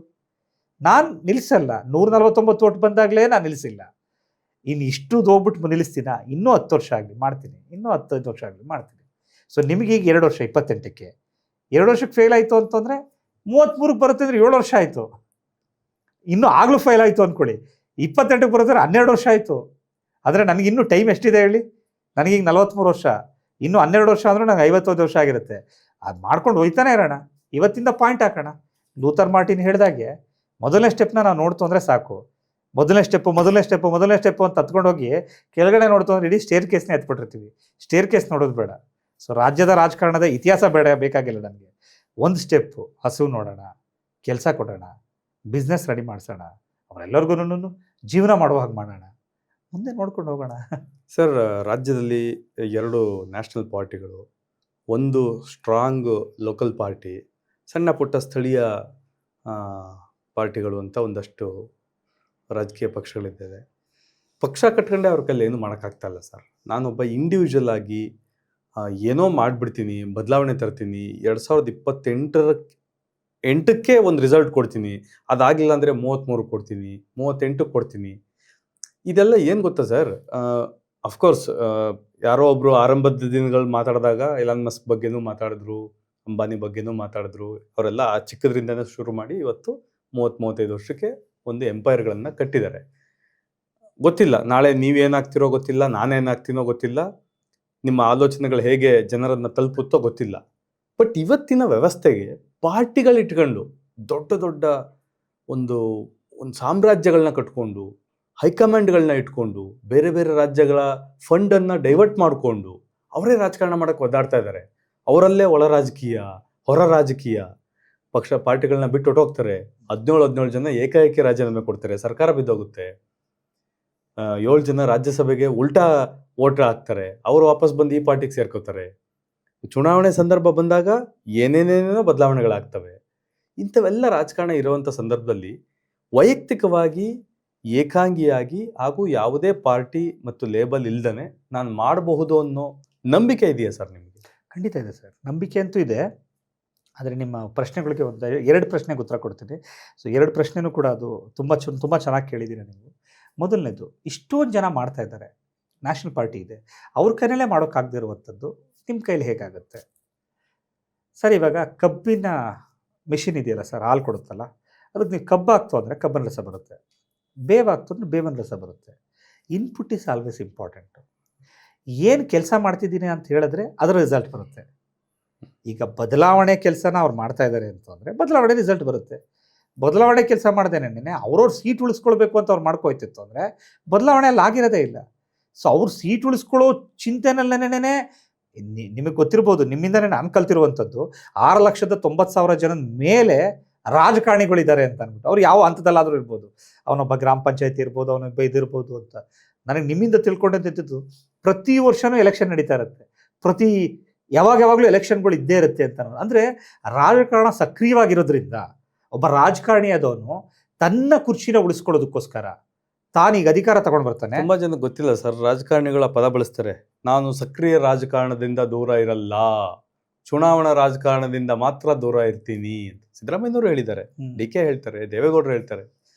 ಚುನಾವಣಾ ರಾಜಕಾರಣ ಬೇರೆ, ಸಕ್ರಿಯ ರಾಜಕಾರಣ ಬೇರೆ. ಸಕ್ರಿಯ ರಾಜಕಾರಣದಲ್ಲಿದ್ದವ್ರು ಮಾತ್ರನೇ ಡೈಲಿ ಜನರ ಜೊತೆ ಅವರ ನೀಡ್ಸ್ಗಳನ್ನು ಫುಲ್ಫಿಲ್ ಮಾಡೋದಕ್ಕೆ ಸಾಧ್ಯ ಆಗೋದು. ಚುನಾವಣಾ ರಾಜಕಾರಣ ಹೆಂಗೆ ಗೊತ್ತಾ ಸರ್, ಚುನಾವಣೆ ಕಂಟೆಸ್ಟ್ ಮಾಡ್ತಾರೆ, ಗೆಲ್ತಾರೆ, ಸೋಲ್ತಾರೆ, ಅಲ್ಲಿಂದ ಎಕ್ಸಿಟ್ ಆಗ್ತಾರೆ. ಈ ಸುಮ್ಮನೆ ಒಂದು ಎಕ್ಸಾಂಪಲ್ಗೆ ಹೋಗಿ ಸರ್, ಇವತ್ತು ಸೋಷಿಯಲ್ ಮೀಡಿಯಾ ಇದೆ, ಸುಮ್ಮನೆ ರಿವೈಂಡ್ ಮಾಡ್ಕೊಂಡು ನೋಡ್ಕೊಂಡು ಹೋಗಿ ಹಿಂದ್ಗಡೆ ಇರುವಂಥದ್ದು ಯಾರಾದರೂ, ಯು ನೇಮ್ ಇಟ್, ಆ ಪೊಲಿಟಿಷಿಯನ್ದು ಹಿಂದ್ಗಡೆ ಫಿಲ್ ಅವರ ಫ್ಯೂಚರ್, ಅವ್ರ ಪಾಸ್ಟ್ದು ವಿಡಿಯೋಗಳನ್ನ ರೆಫರೆನ್ಸ್ ನೋಡ್ಕೊಂಡು ಹೋಗಿ. ನಾವೇನು ಅದನ್ನು ಡಾಕ್ಯುಮೆಂಟ್ ಕೊಡುವ ಅವಶ್ಯಕತೆ ಇಲ್ಲ. ನೀವು ಅಬ್ಸರ್ವ್ ಮಾಡಿ, ಒಂದಲ್ಲ ಒಂದು ಎಲೆಕ್ಷನಲ್ಲಿ, ಒಂದಲ್ಲ ಒಂದು ವಿಚಾರಕ್ಕೆ ಅವರು ಕ್ಯಾಂಪೇನಲ್ಲಿ ಇದ್ದೇ ಇರ್ತಾರೆ. ಇವಾಗ ನಿಮ್ಮ ಪ್ರಶ್ನೆಗೆ ಬರ್ತೀನಿ ನಾನು. ಚುನಾವಣಾ ರಾಜಕಾರಣದಲ್ಲಿ ನಾನು ಇಲ್ಲ ಅನ್ನೋದಾದರೆ, ಅವರು ಒಂದು ಜಿಲ್ಲಾ ಪಂಚಾಯತಿ ಇದ್ದಾಗ ಅವರ ಇನ್ಫ್ಲೂಯೆನ್ಸು, ಅವ್ರ ಮಾತುಕತೆನೂ ನಡೀತಾ ಇರುತ್ತೆ. ಒಂದು ಪಂಚಾಯತಿ, ಗ್ರಾಮ ಪಂಚಾಯತಿ ಇರುವಾಗ ನಡೀತಿರುತ್ತೆ. ಒಂದು MLC ಎಲೆಕ್ಷನ್ ನಡಿಬೇಕಾದ್ರೆ ನಡೆಯುತ್ತೆ. ಒಂದು MP ಎಲೆಕ್ಷನ್ ನಡಿಬೇಕಾದ್ರೆ ನಡೆಯುತ್ತೆ. ಅಂದರೆ ಅವರು 5 ವರ್ಷ ಆದಮೇಲೆ ಬರೀ ಚುನಾವಣೆಗೆ ಮಾತ್ರ ಬರ್ತೀವಿ ಅನ್ನುವಂಥದ್ದಲ್ಲ. ಅವರು ಸಕ್ರಿಯವಾಗಿ ಬೇರೆ ರಾಜಕಾರಣದಲ್ಲೂ ಕೂಡ ಆಕ್ಟಿವ್ ಆಗಿರ್ತಾರೆ. ಅಂದರೆ ಅವರ ಕುರ್ಚಿನ ಟೈಟ್ ಮಾಡ್ಕೊಳ್ಬೇಕು ಅಂದರೆ ಅವರ ಕ್ಷೇತ್ರದಲ್ಲಿರುವಂಥ ಎಷ್ಟು ಜಿಲ್ಲಾ ಪಂಚಾಯತಿ ಇರುತ್ತೋ, ಎಷ್ಟು ಗ್ರಾಮ ಪಂಚಾಯತಿ ಇರುತ್ತೋ ಅದಕ್ಕೆ ಒತ್ತು ಕೊಡುವಂಥದ್ದು. ಅವರ ಮೇಲ್ಗಡೆ ಇರುವಂಥ ಏನು ರಾಜ್ಯಸಭಾ ಆ MP ಎಲೆಕ್ಷನ್ಗೆ ಏನು ನಡೆಯುತ್ತೆ ಅದನ್ನು ಭದ್ರ ಮಾಡುವಂಥದ್ದು. ಅಂದರೆ ಇವು 2 ಕಡೆನೂ ಭದ್ರ ಮಾಡುವಂಥ ಕೆಲಸದಲ್ಲೇ ಇವ್ರು ನಿರಂತರವಾಗಿದ್ದಾಗ ಜನಗಳಿಗೆ ಸೇವೆ ಮಾಡೋಕ್ಕಿಲ್ಲ ಆಗುತ್ತೆ. ಇವತ್ತು ನಾನು ಕೇಳ್ತೀನಿ, ಸಿಂಪಲ್ ಆಗಿ ಹೇಳ್ತೀನಿ, ನಾಳೆ ನೀವು ಬಂದರೂ ಅದನ್ನೇ ಮಾಡಬೇಕು. ಅದಕ್ಕೆ ನಾನು ಬಂದರೂ ಅದನ್ನೇ ಮಾಡುವಂಥದ್ದು.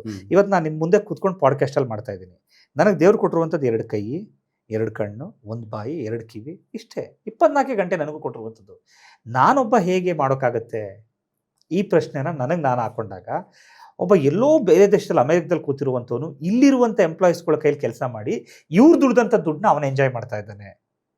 ಇಲ್ಲಿ ಎಲ್ಲೋ ಕೂತಿರುವಂಥ ಅಂಬಾನಿ, ಅವನು ಇಲ್ಲಿ ವ್ಯಾಪಾರ ನಡೆಯುವಂಥದ್ದು ದುಡ್ಡನ್ನ ಅವನು ಅಲ್ಲಿ ಎಂಜಾಯ್ ಮಾಡಿ 5,000 ಕೋಟಿನ ಅವ್ರ ಮಕ್ಕಳ ಮದುವೆಗೆ ಇದಕ್ಕೆಲ್ಲದಕ್ಕೂ ಮಾಡ್ತಾ ಇದ್ದಾನೆ. ಅಂದರೆ ಇಲ್ಲಿ ಎಲ್ಲೋ ಕೂತಿರೋರು ಎಲ್ಲೋ ಆಪ್ರೇಟ್ ಮಾಡ್ಬೋದು, ಕೆಲಸನ ಸುಗಮವಾಗಿ ನಡೆಸ್ಕೊಂಡು ಹೋಗ್ಬೋದು ಅನ್ನುವಂಥ ಸತ್ಯ ಕಾರ್ಪೊರೇಟ್ ವರ್ಲ್ಡಲ್ಲಿ ಗೊತ್ತಿರುವಂಥದ್ದೇ. ಕರೆಕ್ಟಾ?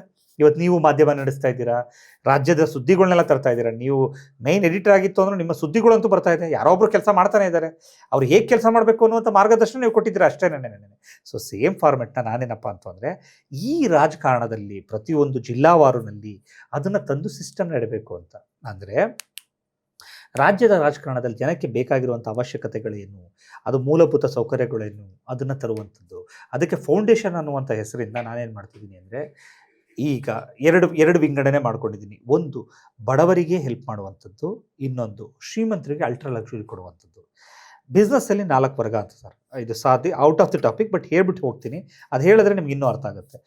ಬಿಸ್ನೆಸ್ಸಲ್ಲಿ 4 ವರ್ಗ ಸರ್. ಒಬ್ಬ ಬದುಕಬೇಕು, ನಾನು ಇಲ್ಲಿ ಬದುಕಬೇಕು ಅಂತ ಅಂದ್ಬಿಟ್ಟು ದುಡಿತಾನೊಬ್ಬ.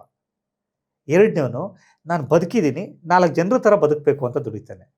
ಇನ್ನೊಬ್ಬ ನಾನು ನನ್ನ ಬದುಕನ್ನ ಆಯ್ಕೆ ಮಾಡ್ಕೊಂಡು ಬದುಕಬೇಕು ಅಂತ ದುಡಿತಾನೆ. ಇನ್ನೊಬ್ಬ ಇರ್ತಾನೆ, ಆಯಿತಾ, ನಾನು ತುಂಬ ಚೆನ್ನಾಗಿ ದುಡಿದ್ಬಿಟ್ಟಿದ್ದೀನಿ, ನಾನು ಲಕ್ಸುರಿಯಾಗಿ ಲ್ಯಾವಿಶಾಗಿ ಬದುಕಬೇಕು ಅಂತ ಇರ್ತಾನೆ. ಸೊ ಈಗ 4 ವರ್ಗದಲ್ಲೂ ಕೂಡ ಮೊದಲನೇ ವರ್ಗದವ್ನಿಗೆ ಏನಪ್ಪ ಅಂತ ಅವನು ಊಟ ಮಾಡಿದ್ರೆ ಸಾಕು ಅನ್ನೋ ಲೆವೆಲಲ್ಲಿ ಇರ್ತಾನೆ ಅವನು. ಅರ್ಥ ಆಗುತ್ತೆ. ಎರಡನೇ ವರ್ಗದವನು ಅವನು ಊಟದ ಜೊತೆಗೆ ಅವನಿಗೆ ಸುತ್ತಮುತ್ತ ಹೆಂಗಿರ್ತಾರೋ ಅದೇ ಥರ ಜೀವನ ಮಾಡಬೇಕು ಅಂತಿರುತ್ತೆ. 3ನೇ ವರ್ಗದವನು ಏನಪ್ಪ ಅಂತ ಹೇಳ್ತು ಅಂದರೆ, ನಾನು ಆಯ್ಕೆ ಮಾಡ್ಕೊಂಡು ಬದುಕಬೇಕು ಅಂತಿರುತ್ತೆ. 4ನೇ ವರ್ಗದವನು ನಾನು ಎಷ್ಟು ಲಕ್ಸುರಿಯಾಗಿರುತ್ತೋ, ಎಲ್ಲ ಪ್ರಪಂಚದಲ್ಲಿ ಎಷ್ಟು ಲಕ್ಸುರಿಯಾಗಿರಬೇಕೋ ಆ ಲಕ್ಸುರಿಯಾಗಿ ಬದುಕಬೇಕು ಅಂತಿರುತ್ತೆ. ಈ 4 ವರ್ಗನ 2 ಭಾಗ ಮಾಡಿಕೊಂಡು, ಮೇಲ್ಗಡೆ 2 ವರ್ಗ ಭಾಗ, ಕೆಳಗಡೆ 2 ಭಾಗ ಅಂತ ಮಾಡಿಕೊಂಡು, ಕೆಳಗಡೆ ಇರೋರಿಗೆ ನಾನೇನು ಮಾಡ್ತಿದ್ದೀನಿ, ಅವ್ರಿಗೆ ಎಲ್ಲದರಲ್ಲೂ ಕೂಡ ಕಡಿಮೆ ಮಾಡಿ, ಅವರ ಹಣದುಬ್ಬರನೆಲ್ಲ ಕಡಿಮೆ ಮಾಡಿ. ಅಂದರೆ ಲೈಫ್ನಲ್ಲಿ ಒಂದು ಬಿಸ್ನೆಸ್ಸಲ್ಲಿ ಬ್ಯಾಲೆನ್ಸ್ ಮಾಡ್ತಾ ಇದ್ದೀನಿ, ಇಲ್ಲಿ ಬರುವಂಥ ಲಾಭನ ಇಲ್ಲಿ ಡೈವರ್ಟ್ ಮಾಡ್ತಾ ಇದ್ದೀನಿ. ಸೊ ಯಾಕೆ ಇದನ್ನು ಹೇಳ್ತಿದ್ದೀನಿ ಅಂದರೆ, ನನ್ನ ಸಿಸ್ಟಮ್ನ, ನನ್ನ ಈಕೋ ಸಿಸ್ಟಮ್ನ ಇದೇ ಥರ ಬಿಲ್ಡ್ ಮಾಡ್ಕೋಗ್ತಾ ಇದ್ದೀನಿ. ನೀವು ನಂಬಲ್ಲ, ಆಶ್ಚರ್ಯ ಆಗುತ್ತೆ ನಿಮಗೆ. ನಂದು ಇವಾಗ 8 ಸೂಪರ್ ಮಾರ್ಕೆಟ್ ಓಪನ್ ಆಗಿದೆ. ಒಂದೇ ಒಂದಕ್ಕೆ ನಾನು ಫಸ್ಟ್ ಮಾಡೋದಲ್ಲ, ಅದಕ್ಕೆ ನಾನು ನಿಂತ್ಕೊಂಡು ಮಾಡಿದ್ದು ಬಿಟ್ಟರೆ ಯಾವ ಸೂಪರ್ ಮಾರ್ಕೆಟ್ ಒಳಗಡೆ ನಾನು ಕಾಲಿಟ್ಟಿಲ್ಲ. ಎರಡನೇ ವಿಚಾರ, ನಾನು ಇಲ್ಲಿವರೆಗೂ ನಾನು ಆಫೀಸ್ಗೆ ಹೋಗ್ತಾ ಇಲ್ಲ. ಸೊ 2 ಕಡೆಗೂ ಒಂದು ಸವಾಲು ಕೊಟ್ಟಿದ್ದೀನಿ. 500 ಸೂಪರ್ ಮಾರ್ಕೆಟ್ ಆಗೋ ತನಕನೂ ನಾನು ಸೂಪರ್ ಮಾರ್ಕೆಟಿಗೆ ಬರಲ್ಲ, 100 ಕೋಟಿ ಬಿಸ್ನೆಸ್ ಮಾಡೋ ತನಕನೂ ಆಫೀಸಿಗೆ ಬರಲ್ಲ ಅಂತ. ಇವನು ನನ್ನ ಚೇಂಬರ್ ಎಲ್ಲ ರೆಡಿ ಮಾಡಿಟ್ಟಿದ್ದಾರೆ. ಇವತ್ತು 180 ಜನ ಕೆಲಸ ಮಾಡ್ತಿರ್ಬೋದು. ಸೊ ಅದು ಹೈರಾರ್ಕಿ ಕ್ರಿಯೇಟ್ ಆಗೇ ಬರ್ತಾ ಇದೆ. ನಾನು ನನ್ನ ಸಿಸ್ಟಮ್ನ ಹೇಗೆ ಕ್ರಿಯೇಟ್ ಮಾಡಿದ್ದೀನಿ, ಇವತ್ತು ನನಗೆ ಹೈಯೆಸ್ಟ್ ಸೇಲು ಒಂದು ಮಳವಳ್ಳಿ ಅನ್ನುವಂಥ ಊರಲ್ಲಿ 2 ಲಕ್ಷ ರೂಪಾಯಿ ಸೇಲ್ ಮಾಡ್ತಾರೆ. ಹಾಸನ ಅನ್ನುವಂಥ ಒಂದು ಹಳ್ಳಿನಲ್ಲಿ 3,45,000 ಸೇಲ್ ಮಾಡ್ತಾರೆ ಅಂತ ಹೇಳಿದ್ರೆ, ಅವರಿಗೆ ಸೇಲಿಂಗ್ ಕೆಪಾಸಿಟಿ ಇದೆ. ಅವರಿಗೆ ನಾನು ಆಯ್ಕೆನ ಬಿಟ್ಬಿಟ್ಟಿದ್ದೀನಿ, ಮಾಡ್ಕೊಂಡು ಹೋಗ್ತಾ ಇದ್ದಾರೆ. ಸೊ ನಾನು ಈ ಆಯ್ಕೆನ ಕೊಟ್ಟಿರೋದ್ರಿಂದ ನನ್ನ ಬಿಸ್ನೆಸ್ ಚೆನ್ನಾಗಿ ನಡೀತಿದೆ. ಇನ್ ದ ಸೇಮ್ ಫಾರ್ಮೆಟ್ ನಾನು ಏನು ಅಗ್ರಿಕಲ್ಚರ್ ಅಂದರೆ ಸಮಾಜದಲ್ಲಿ, ರಾಜಕೀಯದಲ್ಲಿ ಒಂದು ಈಕೋ ಸಿಸ್ಟಮ್ನ ರೆಡಿ ಮಾಡಬೇಕು ಅಂತಿದ್ದೀನಿ. ಅಲ್ಲಿ ಪ್ರತಿಯೊಂದಕ್ಕೂ ಕೂಡ ನಾನು ಈ ಹೈರಾರ್ಕಿನ ಕೊಡ್ತಾ ಹೋಗ್ತೀನಿ. ಈ ಹೈರಾರ್ಕಿ ಮುಖಾಂತರ ಏನಾಗುತ್ತೆ ಅಂದರೆ, ಕೆಲಸಗಳು ತನ್ನ ಪಾಡಕ್ಕೆ ತಾನಾಗ್ತಾ ಇರುತ್ತೆ. ಅದೇ ಒಂದು ಸಿಸ್ಟಮ್ನ ನಾನು ರೆಡಿ ಮಾಡ್ತಿದ್ದೀನಿ. ಅದು ಬ್ಯೂಟಿಫುಲ್ಲಾಗಿ ನಾನು ರೆಡಿ ಮಾಡ್ಕೊಂಡು ಇಟ್ಕೊಂಡಿದ್ದೀನಿ. ಅದೇ ಥರ 223 ಕ್ಷೇತ್ರದಲ್ಲೂ ಕೂಡ ನಿಮ್ಮೆಲ್ಲರಿಗೂ ಕೂಡ 28ಕ್ಕೆ ನೀವು ನೋಡ್ತೀರಾ. ಯಾಕಂದರೆ ಕೆಲಸ ಆಗಿರುತ್ತೆ, ಆ ಮ್ಯಾನಿಫೆಸ್ಟೋನ ನೀವು ನೋಡ್ತೀರಾ. ಅಂದರೆ ರಾಜಕಾರಣದಲ್ಲಿ ಬದಲಾವಣೆ 100% ಆಗುತ್ತೆ ಅಂತೀರಾ? ದೊಡ್ಡ ಬದಲಾವಣೆ ಆಗತ್ತೆ ಬಿಡುತ್ತೆ ಅನ್ನುವಂಥದ್ದು ನಮಗೆ ಕಾಲ ನಮ್ಮ ಕೈನಲ್ಲಿ ಇಲ್ಲದೆ ಇರುವಂಥದ್ದು. ನೆಕ್ಸ್ಟ್ ಸೆಕೆಂಡ್ ಏನು ಅಂತ ನಮಗೆ ಗೊತ್ತಿಲ್ಲ. ಬಟ್ ನಮ್ಮ ಪ್ರಯತ್ನ ಅಂತೂ ನಿಲ್ಲಲ್ಲ. 28 ತನಕನೂ ಮಾಡ್ತೀವಿ ಪ್ರಯತ್ನ, ನಿರಂತರವಾಗಿ ಮಾಡ್ತೀವಿ, ಮ್ಯಾನಿಫೆಸ್ಟೋ ಕೊಡ್ತೀವಿ, ಕೆಲಸ ಮಾಡೋದನ್ನ ತೋರಿಸ್ತೀವಿ, ಅವ್ರಿಗೆಲ್ಲರಿಗೂ ಮಾಧ್ಯಮ ಸೋಷಿಯಲ್ ಮೀಡಿಯಾದ ಮುಖಾಂತರ ತೋರಿಸ್ತಾ ಹೋಗ್ತೀವಿ. 28ರಲ್ಲಿ ಅವ್ರು ಆಯ್ಕೆ ಮಾಡಿದ್ರೆ ಆಯ್ಕೆ ಮಾಡ್ಬೋದು, ಆಯ್ಕೆ ಮಾಡಲಿಲ್ಲ ಅಂತ ಹೇಳಿದ್ರೆ ನಮ್ಮ ಕೆಲಸ ಅಂತೂ ನಿಲ್ಲಲ್ಲ, 33ಕ್ಕೆ ಹೋಗ್ತಾ ಹೋಗುತ್ತೆ. ಎಲೆಕ್ಷನ್ಗಲ್ಲ, ಸಕ್ರಿಯ ರಾಜಕಾರಣ ಅಂತ ಹೇಳಿದ್ರಲ್ಲ, ಸಕ್ರಿಯ ರಾಜಕಾರಣನ ನಾವೀಗ ಆಲ್ರೆಡಿ ಮಾಡ್ತಾ ಇದ್ದೀವಿ, ಮಾಡ್ಕೊಂಡು ಹೋಗ್ತಾ ಇರ್ತೀವಿ. ಸರ್, ಆ್ಯಸ್ ಎ ಜರ್ನಲಿಸ್ಟ್ ಆಗಿ ನನಗನ್ಸೋದು, ನಾನು ನಿಮ್ಮನ್ನು ನೋಡಿದ್ದಕ್ಕೇ ವಾಪಸ್ ಕರೆಸಿ ಮಾತಾಡ್ತಾ ಇರೋದು. 23ರಲ್ಲಿ ಮಾತಾಡಿ ಈ ಥರದ್ದೊಂದು ಡೈವರ್ಷನ್ನ ನೋಡಿ ಮತ್ತೆ ರಾಜಕೀಯದಲ್ಲಿ ಆ್ಯಕ್ಟಿವ್ ಆಗಿ ಎಲ್ಲೋ ಒಂದು ಕಡೆ ನಿಮ್ಮದೊಂದು ಫ್ಲೆಕ್ಸ್ ನೋಡಿದಾಗ ಅನಿಸುತ್ತೆ ಮತ್ತೆ ಬಂದರೆ ಈ ವ್ಯಕ್ತಿ ಅಂತ. ಅದು ಹಾಗೇನೆ ನೀವು ಅಂತಲ್ಲ, ಎಲ್ಲ ರಾಜಕಾರಣಿಗಳಿಗೂ ಅಪ್ಲೈ ಆಗುತ್ತೆ. ಹೋದ ವರ್ಷ ಸೋತಿರ್ತಾರೆ, ಎಲೆಕ್ಷನ್ ಹತ್ರ ಬರ್ತಾ ಇರ್ಬೇಕಾದ್ರೆ ಮತ್ತೆ ಆ್ಯಕ್ಟಿವ್ ಆಗ್ತಾರೆ. ಕೆಲವರು 6 ತಿಂಗಳು ಇರ್ಬೇಕಾರೆ, ಕೆಲವರು ವರ್ಷ ಇರ್ಬೇಕಾರೆ, ಇನ್ನು ಕೆಲವರು 2 ವರ್ಷ ಇರ್ಬೇಕಾರೆ, ಇನ್ನು ಕೆಲವರು 5 ವರ್ಷದಿಂದನೇ ಸೋತದ ನೆಕ್ಸ್ಟ್ ಡೇಯಿಂದನೇ ಶುರು ಮಾಡ್ತಾರೆ. ನನಗನ್ಸಿದ್ದು ಈ 2 ವರ್ಷ ನೀವು ಅಫ್ಕೋರ್ಸ್ ನೀವು ಬಿಸ್ನೆಸ್ಸನ್ನು ರೀಬಿಲ್ಡ್ ಮಾಡ್ತಾ ಇದ್ರಿ, ಅದಕ್ಕೊಂದು ಇಕೋಸಿಸ್ಟಮನ್ನು ಸೆಟ್ ಮಾಡ್ತಾ ಇದ್ರಿ, ಅದನ್ನು ಮಾಡಿದ್ದೀರಾ, ಅದರಿಂದ ರಿಸಲ್ಟು ಕೂಡ ತಗೋತಾ ಇದ್ದೀರಾ. ಆ ರಿಸಲ್ಟನ್ನು ನಾನು ರಾಜಕಾರಣಕ್ಕೆ ಅಪ್ಲೈ ಮಾಡಬೇಕು ಅಂತಲೂ ಅಂದ್ಕೊಂಡಿದ್ದೀರಾ ಅಂತ ಹೇಳ್ತಾ ಇದ್ದೀರಾ. ನನಗನ್ಸಿದ್ದು ಈ ಬದಲಾವಣೆಯನ್ನು ತರುವಂಥ ವ್ಯವಸ್ಥೆಗೆ ಏನಾದರೂ ಒಂದು ಹೆಸರು ಬೇಕು, ಏನಾದರೂ ಒಂದು ಅದಕ್ಕೇನು ಹೇಳ್ತೀವಿ, ಒಂದು ಪ್ರೋಟೋಕಾಲ್ ಬೇಕು. ಈ ಪ್ರೋಟೋಕಾಲನ್ನು ಯಾರು ಮಾಡ್ತಾರೆ? ನೀವು ಒಬ್ಬರೇ ಮಾಡ್ತೀರಾ? ಹೆಂಗೆ ಮಾಡ್ತೀರಾ ಅದನ್ನ? ಓಕೆ, ಈಗ ಏನಾಗುತ್ತೆ ಅಂತ ಹೇಳಿದ್ರೆ, ಈಗ ನಾನು ಬಿಸ್ನೆಸ್ ಕಟ್ಟೋದಕ್ಕಿಂತ ಮುಂಚೆ ಆಯಿತಾ, ನಾನೇನು ಹೆಸರು ಇಟ್ಕೊಂಡಿರಲಿಲ್ಲ, 100% ಹೆಸರು ಇಡ್ತಿರ್ಲಿಲ್ಲ. ನಾನೊಂದು ಸಿಸ್ಟಮ್ ರೆಡಿ ಮಾಡಬೇಕು ಅಂತ ಹೋರಾಟ ಮಾಡಿದೆ. ಸಿಸ್ಟಮ್ ಆಗಬೇಕಾದ್ರೆ ಅದ್ರದ್ದೊಂದು ಹೆಸರು ಬಂತು, ಆ ಹೆಸರು ಕೊಟ್ಟೆ, ಕಂಪ್ನಿ ರಿಜಿಸ್ಟರ್ ಆಯಿತು, ಕಂಪ್ನಿಯಿಂದ GST ಆಯಿತು, ಅಲ್ಲಿಂದ ಲೈಸೆನ್ಸ್ಗಳು ಬಂತು, ಎಂಪ್ಲಾಯ್ಮೆಂಟ್ ಆಯಿತು, ಅದು ನಡ್ಕೊಂಡು ಹೋಗ್ತಾ ಇದೆ. In the same format first ಒಂದು ಬೇಸ್ನ ರೆಡಿ ಮಾಡೋಣ. ಈಗ ಸದ್ಯಕ್ಕೆ ಒಬ್ಬನೇ, ಗೊತ್ತಿಲ್ಲ ನಾಳೆ 223 ಜನ ಬರ್ಬೋದು ನನ್ನ ಜೊತೆಗೆ, ಬಂದೇ ಬರ್ತಾರೆ. ನಮ್ಮ ಥರ ಆಲೋಚನೆ ಇರುವಂಥ 223 ಜನ ರಾಜ್ಯಕ್ಕೆ, 224 ಜನ, 223 ಕ್ಷೇತ್ರದಲ್ಲಿ 224 ಜನ ಇಲ್ಲ, 224 ಕ್ಷೇತ್ರನ ಒಬ್ಬರು MLA ಅಂತ 225 ಆಗುತ್ತೆ. ಅದಿಲ್ಲ, ಈಗ ತೆಗೆದಾಕ್ಬಿಟ್ರು. ಹೌದಾ? 224 ಕ್ಷೇತ್ರದಲ್ಲಿ 224 ಜನ MLA ಕೂಡ ನಮಗೋಸ್ಕರ ಕಾಯ್ತಾ ಇದ್ದಾರೆ, ನಮ್ಮ ಬರುವಿಕೆಗೋಸ್ಕರ ಕಾಯ್ತಾ ಇದ್ದಾರೆ. ಅವ್ರಿಗೆ ಬೇಕಾಗಿರೋದು ಒಂದೇ ಒಂದು, ಈ ಬದಲಾವಣೆಯ ಸೂತ್ರ ಅರ್ಥ ಆಗ್ಬೇಕಷ್ಟೇ. ಅದು ಅರ್ಥ ಆಗಿದ ತಕ್ಷಣ ಅವ್ರು ನಮ್ಮ ಜೊತೆ ಬರ್ತಾರೆ. ಅವ್ರು ಬಂದಾಗ ನಾನೊಬ್ಬ ಅಲ್ಲ, 224 ಜನ, ಪ್ರಾಯಶಃ 5 ಜನ ಬಂತವ್ರೆ 1000 ಜನ, ಪ್ರಾಯಶಃ ಕೆಳಗಡೆ ಇರೋರೆಲ್ಲ ಬಂತವ್ರೆ 1,00,000 ಜನ. ಈ ಹೋರಾಟದಲ್ಲಿ ನಾವು ನಿಂತ್ಕೊಡ್ತೀವಿ. ಇಲ್ಲಿ ನಾವು ಯಾರನ್ನು ದೂಷಣೆ ಮಾಡ್ತಾ ಇಲ್ಲ. ಇಲ್ಲಿ ನೀನು ಸರಿಯಾಗಿ ಮಾಡಿದ್ಯಾ, ಸರಿಯಾಗಿ ಮಾಡ್ತಿಲ್ವಾ ಗೊತ್ತಿಲ್ಲ. ಈಗ ಒಂದು ಮಗುಗೆ ಆತನಿಗೆ ನಾವು ಕರೆಕ್ಟಾಗಿ ಹೇಳ್ಕೊಡ್ದೇನೆ, ನೆನೆ ಆತ ಮಾಡ್ತಿದ್ದ ತಪ್ಪು, ನೆನೆ ನೀ ತಪ್ಪು ಮಾಡ್ತಿದ್ಯಾ ಅಂತ ಹೇಳೋ ಬದಲು, ಇದು ಹಿಂಗಲ್ಲ, ಹಿಂಗೆ ಬರಿಬೇಕು, ಹಿಂಗೆ ಬರೋದ್ರೆ ಆಗೋದು, ಅಥವಾ ಹಿಂಗೆ ಮಾಡಿದ್ರೆ ಕೆಲಸ ಆಗುತ್ತೆ ಅಂತ ಅನ್ನುವಂಥದ್ದನ್ನ ಹೇಳ್ಕೊಟ್ಟಾಗ ಅವ್ನು ಬದಲಾಯ್ತಾನೆ ಅಂತಂದ್ರೆ ಅವನನ್ನು ಆಯ್ಕೆ ಮಾಡ್ಕೊಳ್ಳುವಂಥದ್ದು. ಅವ್ನು ಬದಲಾಗಲ್ಲ ಅಂತಂದರೆ ನಾವೇನು ಮಾಡೋಕ್ಕಾಗಲ್ಲ, ಮುಂದಕ್ಕೆ ಹೋಗ್ತಾ ಇರುವಂಥದ್ದು. ಸೊ ಎಕ್ಸಿಸ್ಟಿಂಗ್ ರಾಜಕಾರಣಿಗಳಾಗ್ಬೋದು ಅಥವಾ ಹೊಸಬರಾಗ್ಬೋದು, ಯಾರು ಬೇಕಾದರೂ ಆಗ್ಬೋದು, ನಮ್ಮ ಫಾರ್ಮುಲಾನ ಅಕ್ಸೆಪ್ಟ್ ಮಾಡುವಂಥವ್ರು ನಮ್ಮ ಜೊತೆ ಬಂದೇ ಬರ್ತಾರೆ. ಆ ನಂಬಿಕೆ ನಮಗೆ ಇದೆ, ಅವ್ರ ಜೊತೆ ನಾವು ಕೆಲಸ ಮಾಡ್ಕೊಂಡು ಹೋಗುವಂಥದ್ದು. ಈ ಬದಲಾವಣೆನ ನೀವೇನಾದರೂ ಸಾಕ್ಷಿ ರೂಪದಲ್ಲಿ ತೋರಿಸ್ತೀರಾ? 100%. ಅದಕ್ಕೆ ನಾವೀಗ ಇವತ್ತು ನಾವು ಏನಪ್ಪ ಅಂತಂದರೆ, ಮಾಧ್ಯಮನ ನಾವು ಏನಕ್ಕೆ ಇಟ್ಕೊಂಡಿದ್ದೀವಿ ಅಂದರೆ, ಸೋಷಿಯಲ್ ಮೀಡಿಯಾ ಏನಾಗುತ್ತೋ ಗೊತ್ತಿಲ್ಲ, ಬೇರೆಯವ್ರಿಗೆ ಒಳ್ಳೆಯದು ಕೆಟ್ಟದ್ದು ಅಂತೆಲ್ಲ ಹೇಳ್ತಾರೆ. ಸೋಷಿಯಲ್ ಮೀಡಿಯಾ ಅಲ್ಲಿ ನಾವು ರಿಯಾಲಿಟಿನ ತೋರಿಸ್ತಾ ಇದ್ದೀವಿ, ನಾವು ಏನು ಮಾಡ್ತಿದ್ದೀವಿ ಅಂತ ತೋರಿಸ್ತೀವಿ. ಅದನ್ನು ವಾಟ್ಸಪ್ ಗುಂಪುಗಳು ಮಾಡ್ತಾ ಇದ್ದೀವಿ, ಆ ಗುಂಪಲ್ಲಿ ನಾವೇನು ಕೆಲಸ ಮಾಡ್ತಿದ್ದೀವಿ ಅದನ್ನು ಸಕ್ರಿಯವಾಗಿ ತೋರಿಸ್ತಾ ಇದ್ದೀವಿ. ಸೊ ಜನರು ಪ್ರತಿಯೊಂದನ್ನು ಕೂಡ ಟ್ರಾನ್ಸ್ಪರೆನ್ಸಿ ತೋರಿಸ್ತಾ ಇದ್ದೀವಿ. ಅದನ್ನು ಹೇಳಿದ್ರಿ, ಸಮಸ್ಯೆಗಳಿಗೆ ಸ್ಪಂದಿಸ್ತೀನಿ ಅಂತ ಹೇಳಿದ್ರಿ. ಈಗ ನಾನೇ ಒಂದಷ್ಟು ಸಮಸ್ಯೆಗಳನ್ನು ನಿಮಗೆ ತೋರಿಸ್ತೀನಿ. ಖಂಡಿತ. ಅದು ನಾನು ಸುದ್ದಿ ರೂಪದಲ್ಲೂ ಕೊಡ್ಬೋದು. ಹೌದು. ನಾನು ನಿಮಗೆ ಫೋನ್ ಮಾಡಿ, ನಿಮ್ಗೆ ವಾಟ್ಸಪ್ ಮಾಡಿನೇ ಹೇಳಬೇಕು ಅಂತೇನಿಲ್ಲ. ನನ್ನ ಮಾಧ್ಯಮದಲ್ಲಿ ಅದು ಸುದ್ದಿ ರೂಪದಲ್ಲಿ ಪ್ರಸಾರ ಆಗಿರ್ಬೋದು. ಖಂಡಿತ. ಅದು ಪತ್ರಕರ್ತರ ಹಕ್ಕು ಕೂಡ. ಸಮಸ್ಯೆಗಳನ್ನು ಸುದ್ದಿ ರೂಪದಲ್ಲಿ ಹೇಳೋದೇ ಪತ್ರಕರ್ತರ ಹಕ್ಕು. ಖಂಡಿತ. ನಾನು ನನ್ನ ಸಮಸ್ಯೆಗಳನ್ನು ಅಥವಾ ಸಮಾಜದ ಸಮಸ್ಯೆಗಳನ್ನು ಸುದ್ದಿ ರೂಪದಲ್ಲಿ ಪ್ರಕಟಿಸ್ತೀನಿ. ನೀವು ಅದಕ್ಕೆ ಸ್ಪಂದಿಸ್ತೀರಾ? 100%. ಆ ಫೌಂಡೇಶನ್ ಮಾಡೋದೇ ಅದಕ್ಕೋಸ್ಕರ. ನೀವು ಅಂತಲ್ಲ, ನೀವೊಬ್ಬರೇ ಅಂತಲ್ಲ, ಸಮಾಜದ ಯಾವ ವ್ಯಕ್ತಿ ಕೂಡ ನಮ್ಮ ಕ್ಷೇತ್ರದಲ್ಲಿ, ನಮ್ಮ ಊರಲ್ಲಿ ಅಥವಾ ನಮ್ಮ ಇದರಲ್ಲಿ ಈ ಥರ ಸಮಸ್ಯೆ ಇದೆ ಅಂತಂದರೆ, ಗಾತ್ರಾನುಸಾರವಾಗಿ, ಅಂದರೆ ಇವತ್ತು ನಮ್ಮ ಗಾತ್ರ ಇರುವಂಥದ್ದು ಒಂದಾಯಿತು ಅಂತಂದರೆ, ಆ ಗಾತ್ರಕ್ಕೆ ತಕ್ಕ ಹಾಗೆ ನಾವು ಆ ಸಮಸ್ಯೆನ ಬಗೆಹರಿಸ್ಕೊಂಡು ಹೋಗ್ತೀವಿ. ನೀವೇ ನನಗೆ ಅವತ್ತು ನಿಮ್ಗೊಂದು ಸಣ್ಣ ನಿದರ್ಶನ ಹೇಳ್ಬಿಡ್ತೀನಿ ನೋಡಿ. ನೀವು ಅವತ್ತು ದುಬೈಗೆ ನಂಬರ್ ಕೊಡಿಸಿದಾಗ, ನಾನು ನಂಬರ್ ತಗೊಂಡು ಅಲ್ಲಿಗೆ ಹೋಗ್ತೀನಿ. ಅಲ್ಲಿ ಹೋದಾಗ ನನಗೆ ಒಂದು ಅವಕಾಶ ಸಿಕ್ಕತ್ತೆ. ನಾನೇನಂತ ಹೇಳ್ತೀನಿ ಅಂದರೆ, ಅಲ್ಲಿರುವಂಥ 153 ಜನ ಇರ್ತಾರೆ, ಅವ್ರಿಗೆ ಹೇಳ್ತೀನಿ, ಹೋಟೆಲ್ ಬಿಲ್ ಕಟ್ಟಿರಲ್ಲ, 2 ದಿನದ ಬಿಲ್ಲು ಆಲ್ಮೋಸ್ಟ್ 4,34,000 ಬಿಲ್ ಆಗಿರುತ್ತೆ. ಸೊ ಆ ಟ್ರಾವೆಲ್ ಏಜೆಂಟ್ ತುಂಬ ಗಾಬರಿ ಆಗಿರ್ತಾನೆ. ಅವ್ನಿಗೆ ಹೇಳ್ತೀನಿ, ನೋಡಪ್ಪ ನೀನು ಯಾರಾಗುತ್ತೆ ಅವ್ರನ್ನೆಲ್ಲ ಕೇಳು, ಯಾರು ಕೊಟ್ಟಿಲ್ಲ ಅಂದ ತಕ್ಷಣ ನಾನು ಕಟ್ತೀನಿ. ಸೊ ನಾನಿವಾಗ ಡಿಸಿಷನ್ ತಗೊಳ್ಳಲ್ಲ, ಒಂದಿನ ಟೈಮ್ ತಗೋ, ಕೇಳು ನೀನು ಅಂತ ಹೇಳ್ತೀನಿ. ಮಧ್ಯಾಹ್ನ ಊಟ ತರಿಸ್ತೀನಿ, ರಾತ್ರಿ ಊಟ ತರಿಸ್ತೀನಿ, ಒಳ್ಳೆ ಮುದ್ದೆ ಊಟ ಮಾಡಿಸ್ತೀನಿ, ಎಲ್ಲ ಖುಷಿ ಆಗ್ತಾರೆ. ನೆಕ್ಸ್ಟ್ ಡೇ ಬೆಳಗ್ಗೆ ನಾನು ಬ್ರೇಕ್ಫಾಸ್ಟ್ ತರಿಸಿರ್ತೀನಿ, ನಾನು ಹೋಗಿ ಕೇಳ್ತೀನಿ, ಸರ್ ಯಾರು ಕೊಟ್ಟಿಲ್ಲ ಸರ್, ಎಲ್ಲ ಇವತ್ತಿಂದ ಕೊಡ್ತಾರಂತೆ ಅಂತ ಹೇಳಿದ್ರು. ನಾನು ಕಟ್ತೀನಿ. ನಾನು ಕಟ್ಟಿದ ತಕ್ಷಣ ನೀವು ನಂಬಲ್ಲ ಸರ್, ಇಮಿಡಿಯೇಟಾಗಿ ನೆಕ್ಸ್ಟ್ ಡೇಯಿಂದ ನಾನು ಬಿಲ್ಲೇ ಪೇ ಮಾಡಲಿಲ್ಲ. ಆ ಕ್ಷೇತ್ರದ MLA ಪೇ ಮಾಡ್ತಾರೆ, ಮತ್ತು ಬೇರೆ ಬೇರೆಯವರು ಅವ್ರಿಗೆ ಇದು ಮಾಡ್ತಾರೆ. ಊಟ ನಾನು ಅಲ್ಲಿ 3 ಊಟ ತರಿಸಿದ್ದಷ್ಟೇ ನೆನ್ನೆ.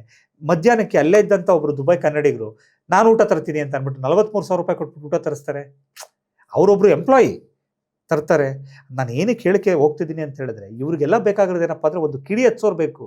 ಆ ಹಚ್ಚುವಂಥ ಧೈರ್ಯ ಮಾಡುವಂಥ ಕೆಲಸನ ಯಾರಾದರೂ ಮಾಡ್ತು ಅಂತಂದರೆ ಪ್ರಾಯಶಃ ಎಲ್ಲ ಬದಲಾವಣೆಗೆ ಕಾಯ್ತಾ ಇದ್ದಾರೆ ಜನ. ಅಂದ್ರೆ ರಾಜಕಾರಣಕ್ಕೂ ಒಂದು ಕಿಡಿ ಬೇಕು ಅಂತೀರಾ? 1000% ಬೇಕು, ದೊಡ್ಡ ಕಿಡಿ ಬೇಕು. ಅದಕ್ಕೊಂದು ಕಿಡಿನ ನಾವು ಹಿಂಗೆ ಅಂಟಿಸ್ತೋ, ಕಿಡಿ ಬೇಕಾಗಿಲ್ಲ, ಕೆಂಡನೆ ಬೇಕು ಅನ್ಸುತ್ತೆ. ಈಗ ನಾವು ಹಚ್ಚಿರೋ ಕಿಡಿ ಸಾಕು. ಈಗ ಬದಲಾವಣೆ ಜಗದ ನಿಯಮ 2.0 ಅನ್ನುವಂಥ ಒಂದು ಕಿಡಿ ಸಾಕು. ಅದು ಬದಲಾವಣೆನ ಆಟೋಮೆಟಿಕ್ಕಾಗಿ ತರುತ್ತೆ. ಇವತ್ತು ಜನರಿಗೆ ಪ್ರಶ್ನಾರ್ಥಕವಾಗಿದೆ ಅದು. ಈಗ ನೀವೇ ಕೇಳಿದ್ರಿ, ಏನಿದು ಅಂತ ಕೇಳಿದ್ರಿ, ಪ್ರಶ್ನಾರ್ಥಕವಾಗಿದೆ. ಎರಡನೇದು, ಏನು ಮಾಡೋಕೆ ಹೊರಟಿದ್ದಾರೆ ಅಂತ ಅಂದ್ಬಿಟ್ಟು ತುಂಬ ಜನಕ್ಕೆ ಕನ್ಫ್ಯೂಷನ್ ಇದೆ. ಬಟ್ ಎಲ್ಲರಿಗೂ ಉತ್ತರ ಕೊಡೋದಕ್ಕೆ ಅಂತ ಅಂದ್ಬಿಟ್ಟು ನಾನು ಬೇಸ್ ರೆಡಿ ಮಾಡ್ತಾ ಇದ್ದೀನಿ.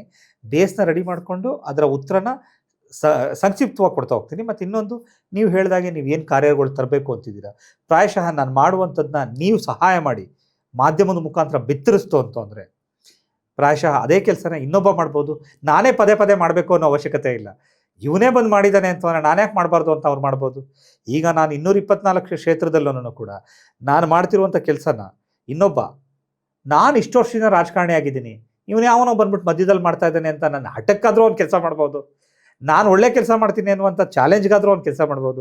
ಅಥವಾ ನನಗೊಂದು ಅವಕಾಶ ಸಿಕ್ತು ಅಂತ ಡಿಫೆಕ್ಟ್ ಆಗಿರುವಂಥವನು ನನ್ನ ಜೊತೆ ಸೇರ್ಕೊಂಡು ಒಂದು ಕೆಲಸ ಮಾಡ್ಬೋದು. ಅಥವಾ ಆಕಾಂಕ್ಷಿಗಳು, ಇಲ್ಲ ಯಾರೋ ಒಬ್ರು ಬಂದಿದ್ದಾರಪ್ಪ, ಏನೋ ಒಂದು ದಾರಿನ ತೋರಿಸ್ತಾ ಇದ್ದಾರೆ ಇಕೋಸಿಸ್ಟಮ್ನ, ಅವ್ರ ಜೊತೆ ಸೇರ್ಕೊಂಡು ಮಾಡ್ತೀನಿ ಅಂತ ಹೇಳ್ಬೋದು. ಏನು ಬೇಕಾದ್ರೂ ಬದಲಾವಣೆ ಆಗ್ಬೋದು. ಒಬ್ಬ ಮಾಡೋಕ್ಕೋಯ್ತು ಅಂದರೆ ಅದು ಅಸಾಧ್ಯ. 100 ಜನ ಸೇರ್ಕೊಂಡಾಗ, 1,00,000 ಜನ ಸೇರ್ಕೊಂಡಾಗ.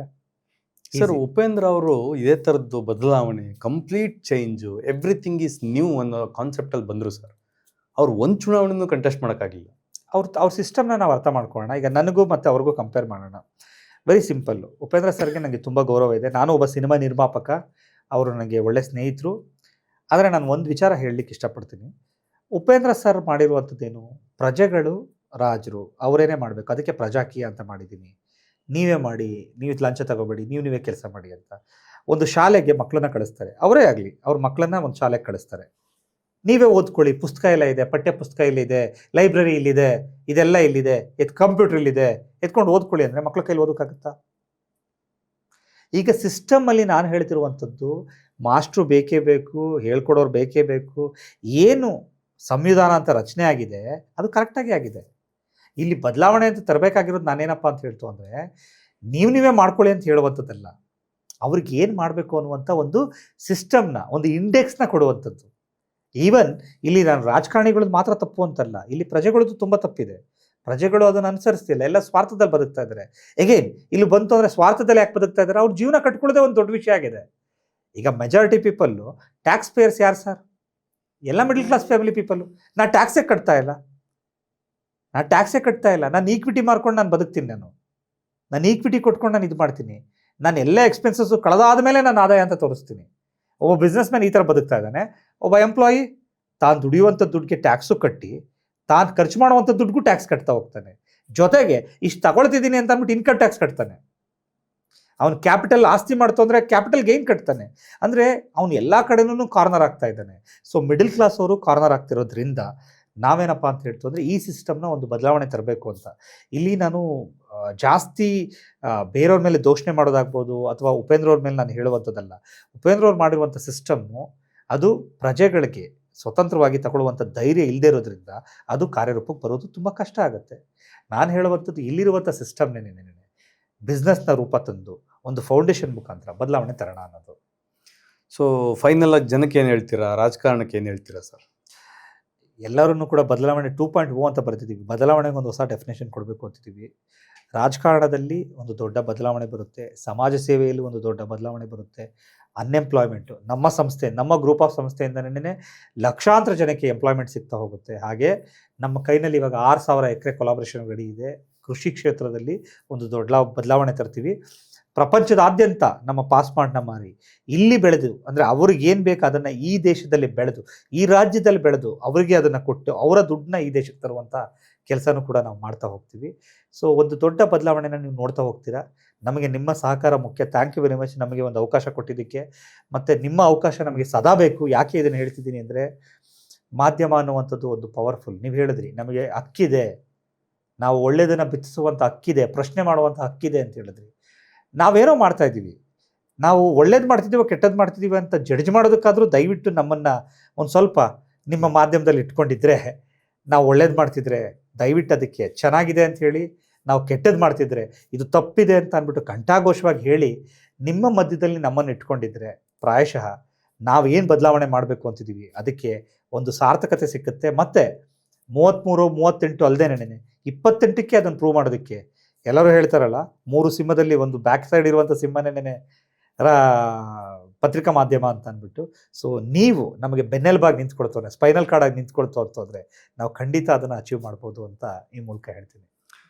Thank you so much Madhav Kiran ಅವರೇ. ಗೊತ್ತಿಲ್ಲ, ತುಂಬ ದೊಡ್ಡ ದೊಡ್ಡ ವ್ಯಕ್ತಿಗಳ ಇಂಟರ್ವ್ಯೂಗಳನ್ನು, ತುಂಬ ದೊಡ್ಡ ದೊಡ್ಡ ವ್ಯಕ್ತಿಗಳ ಪತ್ರಿಕಾ ಹೇಳಿಕೆಗಳನ್ನು ನಾನು ಗಮನಿಸಿದ್ದೀನಿ. ಅವರ ಲೋವೆಸ್ಟ್ ಟೈಮು, ಅವರ ಟಫೆಸ್ಟ್ ಟೈಮ್ಗಳನ್ನು ಅವರು ಪತ್ರಿಕೆಗಳಲ್ಲಿ, ಮಾಧ್ಯಮಗಳಲ್ಲಿ ದಾಖಲಿಸಿದ್ದಾರೆ. ಇವನ್ ಅಮಿತಾಬ್ ಬಚ್ಚನ್ ಒಂದು ಇಂಟರ್ವ್ಯೂನಲ್ಲಿ ಹೇಳ್ತಾರೆ, ಎಸ್ ಐ ಆಮ್ ಬ್ಯಾಂಕ್ರಪ್ಟೆಡ್. ನಾನು ನನ್ನ ಮನೆ ಕಳ್ಕೊಂಡಿದ್ದೆ. ಬೆಳಗಿನ ಜಾವ 4:15 ಹೋಗಿ ನಾನು ಯಶ್ ಚೋಪ್ರಾ ಅವರನ್ನು ಒಂದೇ ಒಂದು ಸಿನಿಮಾಗೆ ಅವಕಾಶ ಕೊಡು, ನನಗೆ ಗೊತ್ತಿರೋದೇ ಒಂದು, ನಾನು ಅದನ್ನೇ ಮಾಡ್ತೀನಿ, ಇನ್ನು ಟಿ ವಿಗೆ ಹೋಗಲ್ಲ, ಇನ್ನು ನಾನು ಪ್ರೊಡ್ಯೂಸ್ ಮಾಡಲ್ಲ, ಅದನ್ನೆಲ್ಲ ಮಾಡಬೇಕು ಅನ್ನಿಸ್ದಾಗ ಮಾಡ್ತೀನಿ. So I need one chance, again I want to do something new ಅಂತ ಹೇಳ್ತಾರೆ. ಅವರು ಅದು ಹೇಳಿದ್ದಕ್ಕೇನೆ ಅವ್ರು ಆ ಪರಿಸ್ಥಿತಿಲಿ ಇದ್ರು ಅಂತ ಗೊತ್ತಾಗಿದ್ದು ನಮಗೆ. ಹೌದು. ಇಲ್ಲ ಅಂದರೆ ನಾವು ಇವತ್ತು ಅಮಿತಾಬ್ ಬಚ್ಚನ್ ತುಂಬ ದೊಡ್ಡವರಾಗೆ ನೋಡ್ತೀವಿ. ಹೌದು. ಅಂಬಾನಿ ಫ್ಯಾಮಿಲಿಯವರು ಅಷ್ಟೇ. ಅವರಪ್ಪ ಓದಿದ್ದು SLC, ಅವ್ರು ಶುರು ಮಾಡಿದ್ದು ₹1,000 ಟೇಬಲ್ ಬಿಸ್ನೆಸ್ಸಲ್ಲೇ. ಹೌದು. ಸೊ ಗೊತ್ತಿಲ್ಲ ನಾಳೆ ಏನಾಗುತ್ತೋ ಗೊತ್ತಿಲ್ಲ. ಇಫ್ ಇನ್ ಕೇಸ್ ಆ ಥರದ್ದೊಂದು ದೊಡ್ಡ ಬದಲಾವಣೆ ನಿಮ್ಮಿಂದ ಆದರೆ ನಮ್ಮ ಮಾಧ್ಯಮದಲ್ಲಿ ಆ ರೆಕಾರ್ಡ್ ಇರುತ್ತೆ ಅನ್ನೋದೇ ನಮ್ಮ ಹೆಮ್ಮೆ. ಧನ್ಯವಾದ. 100% ಆ ರೆಕಾರ್ಡ್ ನಮ್ಮಲ್ಲಿರುತ್ತೆ, ಆ ದಾಖಲಾತಿ ನಮ್ಮಲ್ಲಿರುತ್ತೆ ಅನ್ನೋದು ಒಂದು ದೊಡ್ಡ ಹೆಮ್ಮೆ ಆಗುತ್ತೆ. ಗೊತ್ತಿಲ್ಲ ನಾಳೆ ಏನು ಮಾಡ್ತೀರಂತ. ನಾನು ಇದೇ ಕೆಲಸ ಮಾಡ್ತಾ ಇರ್ತೀನಿ. ನನಗೆ ಗೊತ್ತಿರೋದು ಇದೊಂದೇ ಕೆಲಸ. ನಾನು ಮಾಧ್ಯಮ ರನ್ ಮಾಡಬೇಕು, ಒಂದು ಇಂಡಿಪೆಂಡೆಂಟ್ ಮೀಡಿಯಾ ರನ್ ಮಾಡಬೇಕು. ಅದಕ್ಕೋಸ್ಕರ ಪೊಲಿಟಿಕಲ್ 360 ಕಟ್ಕೊಂಡಿದ್ದೀನಿ. ಇವನ್ ನಾನು ನಿಮ್ಮ ಥರನೇ ಒಂದು ಆಲೋಚನೆ ಮಾಡಿರೋದು, ಯಾರು ತೋರಿಸ್ತಾ ಇರೋ ರಾಜಕಾರಣವನ್ನು ತೋರಿಸ್ಬೇಕು, ಬರೀ ರಾಜಕೀಯಕ್ಕೋಸ್ಕರನೇ ಈ ಚಾನಲ್ನ ಮುಡಿಪಾಗಿಡಬೇಕು, ಅದಕ್ಕೋಸ್ಕರನೇ ಎಕ್ಸ್ಕ್ಲೂಸಿವ್ ಆಗಿ ಕೆಲಸ ಮಾಡಬೇಕು ಅನ್ನೋ ಕಾರಣದಿಂದ 4 ವರ್ಷದಿಂದ ಮಾಡ್ತಾ ಇದ್ದೀನಿ. ಅಫ್ಕೋರ್ಸ್ ನಮ್ದು ಈಗ 1,00,000 ಸಬ್ಸ್ಕ್ರೈಬರ್ಸ್, 100K ಸಬ್ಸ್ಕ್ರೈಬರ್ಸ್ ಆಯಿತು. ಸೊ ಆ 100K ಸಬ್ಸ್ಕ್ರೈಬರ್ಸು ನನಗೆ ಬರೋದಕ್ಕೆ 3.5 ವರ್ಷ ಟೈಮ್ ಆಯಿತು. ನಾವು ಒಂದು ಸಿನಿಮಾ ಚಾನಲ್ ಮಾಡಿದ್ರೆ ಬರೀ 3.5 ತಿಂಗಳಿಗೆ ಬಂದ್ಬಿಡುತ್ತದು. ಹೌದು. ಆ ಎಕ್ಸ್ಕ್ಲೂಸಿವಿಟಿ ಜನಗಳಿಗೆ ರೀಚ್ ಆಗೋದಕ್ಕೆ ನನಗೆ 3.5 ವರ್ಷ ಟೈಮ್ ಹಿಡಿತು. ಆದರೆ ನನ್ನ ಹತ್ರ ಇರೋ 1,00,000 ಜನನೂ ಕೂಡ ಪೊಲಿಟಿಕ್ಸ್ನ ಇಷ್ಟಪಡೋರು, ಖಂಡಿತ ಪೊಲಿಟಿಕ್ಸ್ನ ಅರ್ಥ ಮಾಡ್ಕೊಳ್ಳೋರು. ನನ್ನ ಆಡಿಯನ್ಸ್ ಯಾರು ಅಂತ ನಂಗೆ ತುಂಬ ಚೆನ್ನಾಗಿ ಗೊತ್ತು. ನಾನು ಯಾವುದೋ ಫೇಕ್ ನ್ಯೂಸನ್ನು ಮಾಡಿ ಅಥವಾ ಇನ್ಯಾವುದೋ ಜನರಿಗೆ ಇಷ್ಟ ಇಲ್ದಿರೋ ನ್ಯೂಸನ್ನು ಕೊಟ್ಟು ಆಡಿಯನ್ಸನ್ನು ಗೇನ್ ಮಾಡಿಕೊಂಡು ನಾನು ವ್ಯೂಸನ್ನು ತಗೊಳ್ಳೋ ಅವಶ್ಯಕತೆ ಇಲ್ಲ. ಸೊ ನನ್ನ ಉದ್ದೇಶ ಹೆಂಗೆ ಕ್ಲಿಯರ್ ಆಗಿದೆ, ಬಹುಶಃ ನೀವು ಅದೇ ಉದ್ದೇಶದಿಂದ ಬರ್ತಾ ಇದ್ದೀರಾ ಅನ್ನೋ ಆಲೋಚನೆಯಲ್ಲಿ ಇದ್ದೀನಿ. ಗೊತ್ತಿಲ್ಲ ನಾಳೆ ಹೆಂಗಾಗುತ್ತೋ ಅಂತ. ನಾಳೆ ನಿಮ್ಮನ್ನು ಟೀಸ್ ಮಾಡಿನೂ ನಾನು ವಿಡಿಯೋ ಮಾಡ್ಬೋದು. ಅದನ್ನ ಇವತ್ತೇ ಹೇಳ್ಬಿಡ್ತೀನಿ ಕ್ಲಿಯರ್ ಆಗಿ. ಇವತ್ತು ಎಷ್ಟೊಂದೆಲ್ಲ ಮಾತಾಡ್ತಿದ್ರು, ಏನೂ ಆಗಲಿಲ್ಲ ಅನ್ನೋ ಪ್ರಶ್ನೆನೂ ನಾನು ನಿಮ್ಮನ್ನೂ ಕೇಳ್ಬೋದು. ವಿತೌಟ್ ನೀವು ಇಲ್ಲದೆ, ನಿಮ್ಮ ಪ್ರೆಸೆನ್ಸ್ ಇಲ್ಲದೇನೆ ನಿಮ್ಮ ಬಗ್ಗೆ ನಾನು ಮಾತಾಡ್ಬೋದು. ಸೊ ಅದಕ್ಕೆ ನಾನು ಸ್ವತಂತ್ರ ಇದ್ದೀನಿ, ನಾನು ಆ ಕೆಲಸ ಮಾಡ್ತೀನಿ. ಆದರೆ ನೀವೇನಾದರೂ ನೀವು ಹೇಳಿದ್ದ ತಕ್ಕಂಗೆ ಆ ಬದಲಾವಣೆಗಳನ್ನೇನಾದ್ರು ತಂದರೆ ಅದನ್ನು ಡೆಫಿನೆಟ್ಲಿ ನಾನು ಬಿತ್ತರ ಮಾಡೋದಕ್ಕೆ ಸಿದ್ಧ ಇದ್ದೀನಿ. ಬಟ್ ನೋಡೋಣ ಮುಂದಿನ ದಿನಗಳಲ್ಲಿ ಯಾವ ರೀತಿ ಆಗುತ್ತೆ ಅಂತ. ಇನ್ನೂ ಚುನಾವಣೆಗೆ ಭಾಳ ಟೈಮ್ ಇದೆ. 2028 ಚುನಾವಣೆ ಇದೆ, 29 ಚುನಾವಣೆ ಇದೆ. ಗೊತ್ತಿಲ್ಲ ಯಾವ ಸಂದರ್ಭದಲ್ಲಿ ನಾನು ನಿಮ್ಮನ್ನು ಮತ್ತೆ ಭೇಟಿ ಮಾಡ್ತೀನೋ ಹೇಗೆ ಅಂತ. ಬಟ್ ಸಾಧ್ಯವಾದಷ್ಟು ನಿಮ್ಮ ಜೊತೆ ನಿರಂತರವಾಗಿ ಸಂಪರ್ಕದಲ್ಲಿರೋ ಪ್ರಯತ್ನವಂತೂ ನಾನು ಮಾಡೇ ಮಾಡ್ತೀನಿ. ಕೊನೆಯದಾಗಿ ಜನರಿಗೆ ಏನು ಹೇಳಕ್ಕೆ ಇಷ್ಟಪಡ್ತೀರಾ? ಸೊ ಎಲ್ಲರಿಗೂ ನಮಸ್ಕಾರ. ನಿಮಗೆಲ್ಲ ಗೊತ್ತಿರೋ ಹಾಗೆ ಈ ಚಾನಲಲ್ಲೇ ನಮ್ಮನ್ನು ಇಂಟ್ರೂ ಮಾಡಿದರು ಪುಟ್ಟಪ್ಪ ಸರ್ ಏನೇನೆ. ಸೊ ಮಾಧವ್ ಕಿರಣ್ ಅಂತ ನನ್ನ ಹೆಸರು. ಒಂದು ಬದಲಾವಣೆ ತರಬೇಕು ಅಂತ ಅಂದ್ಬಿಟ್ಟು ಒಂದು ದೊಡ್ಡ ಆಂತರಿಕ ಹೋರಾಟದಿಂದ ಹೊರಗಡೆಗೆ ಬಂದಿದ್ದೀನಿ ನಾನು ಇವಾಗ. ನಿಮ್ಮೆಲ್ಲರಿಗೂ ಕೂಡ ತೋರಿಸ್ಬೇಕು ಅಂತ ಅಂದ್ಬಿಟ್ಟು ಆ ಹೋರಾಟನ ಶುರು ಮಾಡಿದ್ದೀವಿ. ಇವತ್ತು ಬಿಸ್ನೆಸ್ಸಲ್ಲಿ ಒಂದು ದೊಡ್ಡ ಆಯಾಮ ತಂದಿದ್ದೀವಿ. ಪಾಸ್ಮಾರ್ಟ್ ಅಂತ ಸೂಪರ್ ಮಾರ್ಕೆಟ್ ಮಾಡಿರುವಂಥದ್ದಾಗ್ಬೋದು, ರಿಯಲ್ ಎಸ್ಟೇಟು, ಫೈನಾನ್ಸ್ ಕಂಪ್ನಿ 0% ಇಂಟ್ರೆಸ್ಟಲ್ಲಿ ಕೊಡಬೇಕು ಅಂತ, ಮತ್ತು ಹಳ್ಳಿನಲ್ಲೂ ಕೂಡ ATMನ ತರಬೇಕು ಅಂತನ್ನುವಂಥದ್ದು, ಇಂಟರ್ನೆಟ್ಸ್ನ ತರಬೇಕು ಅನ್ನುವಂಥದ್ದು. ಸೊ ಈ ಥರದ್ದು ತುಂಬಾ ನಮ್ಮದು ಆವಿಷ್ಕಾರಗಳಿದೆ ಟೆಕ್ನಾಲಜಿನೆಲ್ಲ ತರೋದಕ್ಕೋಸ್ಕರ. ಸೊ ಮುಂದಿನ ದಿನಗಳಲ್ಲಿ ಅದನ್ನೆಲ್ಲ ನೋಡ್ತಾ ಹೋಗ್ತೀರಾ. ನಾನು ನಿಮ್ಮ ಹತ್ರ ರಿಕ್ವೆಸ್ಟ್ ಮಾಡೋದು ಇಷ್ಟೇ, ನಾವು ನಿಜವಾಗ್ಲೂ ಬದಲಾವಣೆ ತರ್ತಿದ್ದೀವಿ ಅನ್ನೋದಿತ್ತು ಅಂತಂದರೆ ಅದನ್ನು ಸರಿ ಅಂತ ಅಂದ್ಬಿಟ್ಟು ಫಾಲೋ ಮಾಡಿ. ನಾವು ಏನೂ ತರ್ತಾ ಇಲ್ಲ, ನಾವು ತಪ್ಪು ಮಾಡ್ತಿದ್ದೀವಿ ಅಂತಂದರೆ ಅದನ್ನು ತಿದ್ದಿ ಹೇಳುವಂಥ ಶಕ್ತಿ ನಿಮಗಿದೆ. ತಿದ್ದಿ ಹೇಳಿ, ಕಮೆಂಟ್ಸ್ ಮುಖಾಂತರ ತಿದ್ದಿ ಹೇಳಿ. ನಾವು ಯಾವ ಕಮೆಂಟ್ಸ್ನು ಡೆಲೀಟ್ ಮಾಡೋದಾಗ್ಬೋದು ಅಥವಾ ಇದು ಮಾಡಲ್ಲ. ನಮಗೆ ಅದೊಂದು ಲೆಸನ್ ಅಂತ ಅಂದ್ಕೊಂಡು ನಾವು ಮಾಡ್ಕೊಂಡು ಹೋಗ್ತೀವಿ. ಈ ಬದಲಾವಣೆ ಜಗದ ನಿಯಮ ಅನ್ನುವಂಥದ್ದು ಏನು ನಾವು ರಾಜ್ಯಾದ್ಯಂತ ಹೋರ್ಡಿಂಗ್ಸ್ ಹಾಕಿದ್ದೀವಿ, ಇದು ಒಂದು ದೊಡ್ಡ ಕಾರ್ಯಕ್ರಮಕ್ಕೆ, ಅಂದರೆ ದೇಶನ ಕಟ್ಟುವಂಥ ಕೆಲಸಕ್ಕೆ ನಾವು ಪೂರಕವಾಗಿ ಹಾಕೊಂಡು ಹೋಗ್ತಿರುವಂಥದ್ದು. ಇದಕ್ಕೆ ನಿಮ್ಮ ಸಪೋರ್ಟು ಸಂಪೂರ್ಣವಾಗಿ ನಮ್ಮೆಲ್ಲರ ಮೇಲೂ ಇರಬೇಕು ಅಂತ ಈ ಮೂಲಕ ಕೇಳ್ಕೊಡ್ತೀವಿ. ಹಾಗೆ ಪುಟ್ಟಪ್ಪ ಸರ್, ನಾನು ನಿಮ್ಮ ಹತ್ರ ಕೇಳೋದೇನೆಂದರೆ, ಮಾಧ್ಯಮ ಅನ್ನುವಂಥದ್ದು ತುಂಬ ಫಾಸ್ಟಾಗಿ ಹೋಗುವಂಥದ್ದು. ಕೋವಿಡ್ ಎಷ್ಟು ಜನಕ್ಕೆ ಎಫೆಕ್ಟ್ ಆಯಿತೋ ಏನೋ ಗೊತ್ತಾಗಿಲ್ಲ. ಬಟ್ ಅವತ್ತು ಕೋವಿಡ್ ಬಂದಿದ್ದರಿಂದ ಎಷ್ಟೋ ಜನ ಮಾಧ್ಯಮದಲ್ಲಿ ನೋಡಿ ತಮ್ಮ ಆತಂಕಕ್ಕೆ ತಾವೇ ಒಳಗಾಗಿ ತಮ್ಮ ಆತ್ಮನ ತ್ಯಜಿಸಿರುವಂಥವ್ರು, ಸತ್ತಿರುವಂಥ ಉದಾಹರಣೆಗಳು ತುಂಬಾ ಇದೆ. ಅದು ನಿಮ್ಮೆಲ್ಲರಿಗೂ ಗೊತ್ತಿರುವಂಥ ವಿಚಾರ. ಸೊ ಮಾಧ್ಯಮ ತುಂಬ ಫಾಸ್ಟಾಗಿ ಹೋಗುತ್ತೆ. ನಾವು ಮಾಡುವಂಥ ಒಳ್ಳೆಯ ಕೆಲಸಗಳು ನಿಮಗೆ ಕಣ್ಣಿಗೆ ಕಾಣಿಸ್ತಾ ಇದೆ ಅಂತ ಹೇಳಿದಾದರೆ ಅದನ್ನು ದಯವಿಟ್ಟು ಬಿತ್ತರಿಸಿ. ಇದನ್ನು ನಾನು ಯಾವತ್ತೂ ಯಾರ ಹತ್ರನೂ ಕೇಳಲ್ಲ. ನೀವು ನಮ್ಮ ಇನ್ಸ್ಟಾಗ್ರಾಮ್ ನೋಡ್ಬೋದು, ನಾನು 0 ಫಾಲೋಯಿಂಗ್ ನಂದು, ಫೇಸ್ಬುಕ್ 0 ಫಾಲೋಯಿಂಗ್ ನಂದು. ನಾನು ಯಾರನ್ನೂ ಫಾಲೋ ಮಾಡಲ್ಲ. ನನ್ನ ಯೂಟ್ಯೂಬ್ ಚಾನಲ್ ಇದೆ ಮಾಧವ್ ಕಿರಣ್ ಅಂತ, ಅಲ್ಲಿ ನನ್ನನ್ನು ಸಬ್ಸ್ಕ್ರೈಬ್ ಮಾಡಿ ಅಂತಲೂ ನಾನು ಕೇಳಲ್ಲ, ಲೈಕ್ ಮಾಡಿ ಅಂತಲೂ ಹೇಳಲ್ಲ. ಬಟ್ ನಾನು ನಿಮ್ಮ ಹತ್ರ ರಿಕ್ವೆಸ್ಟ್ ಮಾಡ್ತಿರೋದೇನೆಂದರೆ, ಇದು ದೇಶ ಕಟ್ಟುವಂಥ ಕೆಲಸ. ದೇಶದಲ್ಲಿ ನಾನು ಒಬ್ಬ, ನೀವು ಒಬ್ಬರು. ಈ ದೇಶನ ನಾವು ಕಟ್ತೇ ಹೋದರೆ ಇನ್ಯಾರು ಕಟ್ತಾರೋ ಗೊತ್ತಿಲ್ಲ ನನಗೆ. ಕಟ್ಬೋದು, ಇನ್ನೊಬ್ಬ ಬಂದು ಕಟ್ಬೋದು. ಬಟ್ ದೇವ್ರು ನಮ್ಮ ಮನಸ್ಸಲ್ಲೂ ಆಲೋಚನೆ ತಂದಿರೋದ್ರಿಂದ ಆ ದೇಶ ಕಟ್ಟೋ ಕೆಲಸಕ್ಕೆ ನಿಮ್ಮ ಮಾಧ್ಯಮದ ಮುಖಾಂತರ ನಮ್ಮ ವಿಚಾರಧಾರೆಗಳನ್ನ ಆಚೆ ತರುವಂಥದ್ದು ತುಂಬ ಇಂಪಾರ್ಟೆಂಟ್ ಆಗುತ್ತೆ. ಅದಕ್ಕೆ ನಿಮ್ಮ ಸಹಕಾರ ಬೇಕು ಅಂತ ಈ ಮೂಲಕ ಕೇಳಿಕೊಂಡು ನಾನು 2 ಮಾತು ಮುಗಿಸ್ತೀನಿ. Thank you so much Madhav Kiran ಅವರೇ, ಇಷ್ಟೊತ್ತು ನಮ್ಮ ಜೊತೆ ಮಾತಾಡೋದಕ್ಕೆ ಹಾಗೂ ಇಷ್ಟೊತ್ತು ಟೈಮ್ ಕೊಟ್ಟಿದ್ದಕ್ಕೆ. ನೋಡೋಣ, ನಿಮ್ಮ ಹೊಸ ರೀತಿಯ ರಾಜಕಾರಣವನ್ನು ಅಬ್ಸರ್ವ್ ಮಾಡ್ತೀವಿ. ಮತ್ತೊಮ್ಮೆ ಯಾವತ್ತಾದರೂ ಸಿಗುವಂಥ ಅವಕಾಶ ಸಿಕ್ಕಿದ್ರೆ ಮತ್ತೊಮ್ಮೆ ನಿಮ್ಮನ್ನು ಕೂರಿಸಿ ಅಥವಾ ನೀವಿರೋ ಜಾಗಕ್ಕೆ ಬಂದು ಮಾತನಾಡಿಸುವಂಥ ಒಂದು ಪ್ರಯತ್ನವನ್ನು ಮಾಡ್ತೀನಿ. ಇದಿಷ್ಟು ಪೊಲಿಟಿಕಲ್ 360ಯಲ್ಲಿ ಮಾಧವ್ ಕಿರಣ್ ಅವರ ಮಾತುಗಳಾಗಿತ್ತು. ಮತ್ತಷ್ಟು ಪೊಲಿಟಿಕಲ್ ಸುದ್ದಿಗಳಿಗಾಗಿ ಪೊಲಿಟಿಕಲ್ 360 ಯೂಟ್ಯೂಬ್ ಚಾನಲ್ ಹಾಗೂ ನಮ್ಮ ಸೋಷಿಯಲ್ ಮೀಡಿಯಾಗಳನ್ನು ಫಾಲೋ ಮಾಡಿ, ನಮ್ಮ ಚಾನಲ್ನ ಸಬ್ಸ್ಕ್ರೈಬ್ ಮಾಡಿ, ಲೈಕ್ ಮಾಡಿ ಹಾಗೂ ಶೇರ್ ಮಾಡಿ. ನಮಸ್ಕಾರ.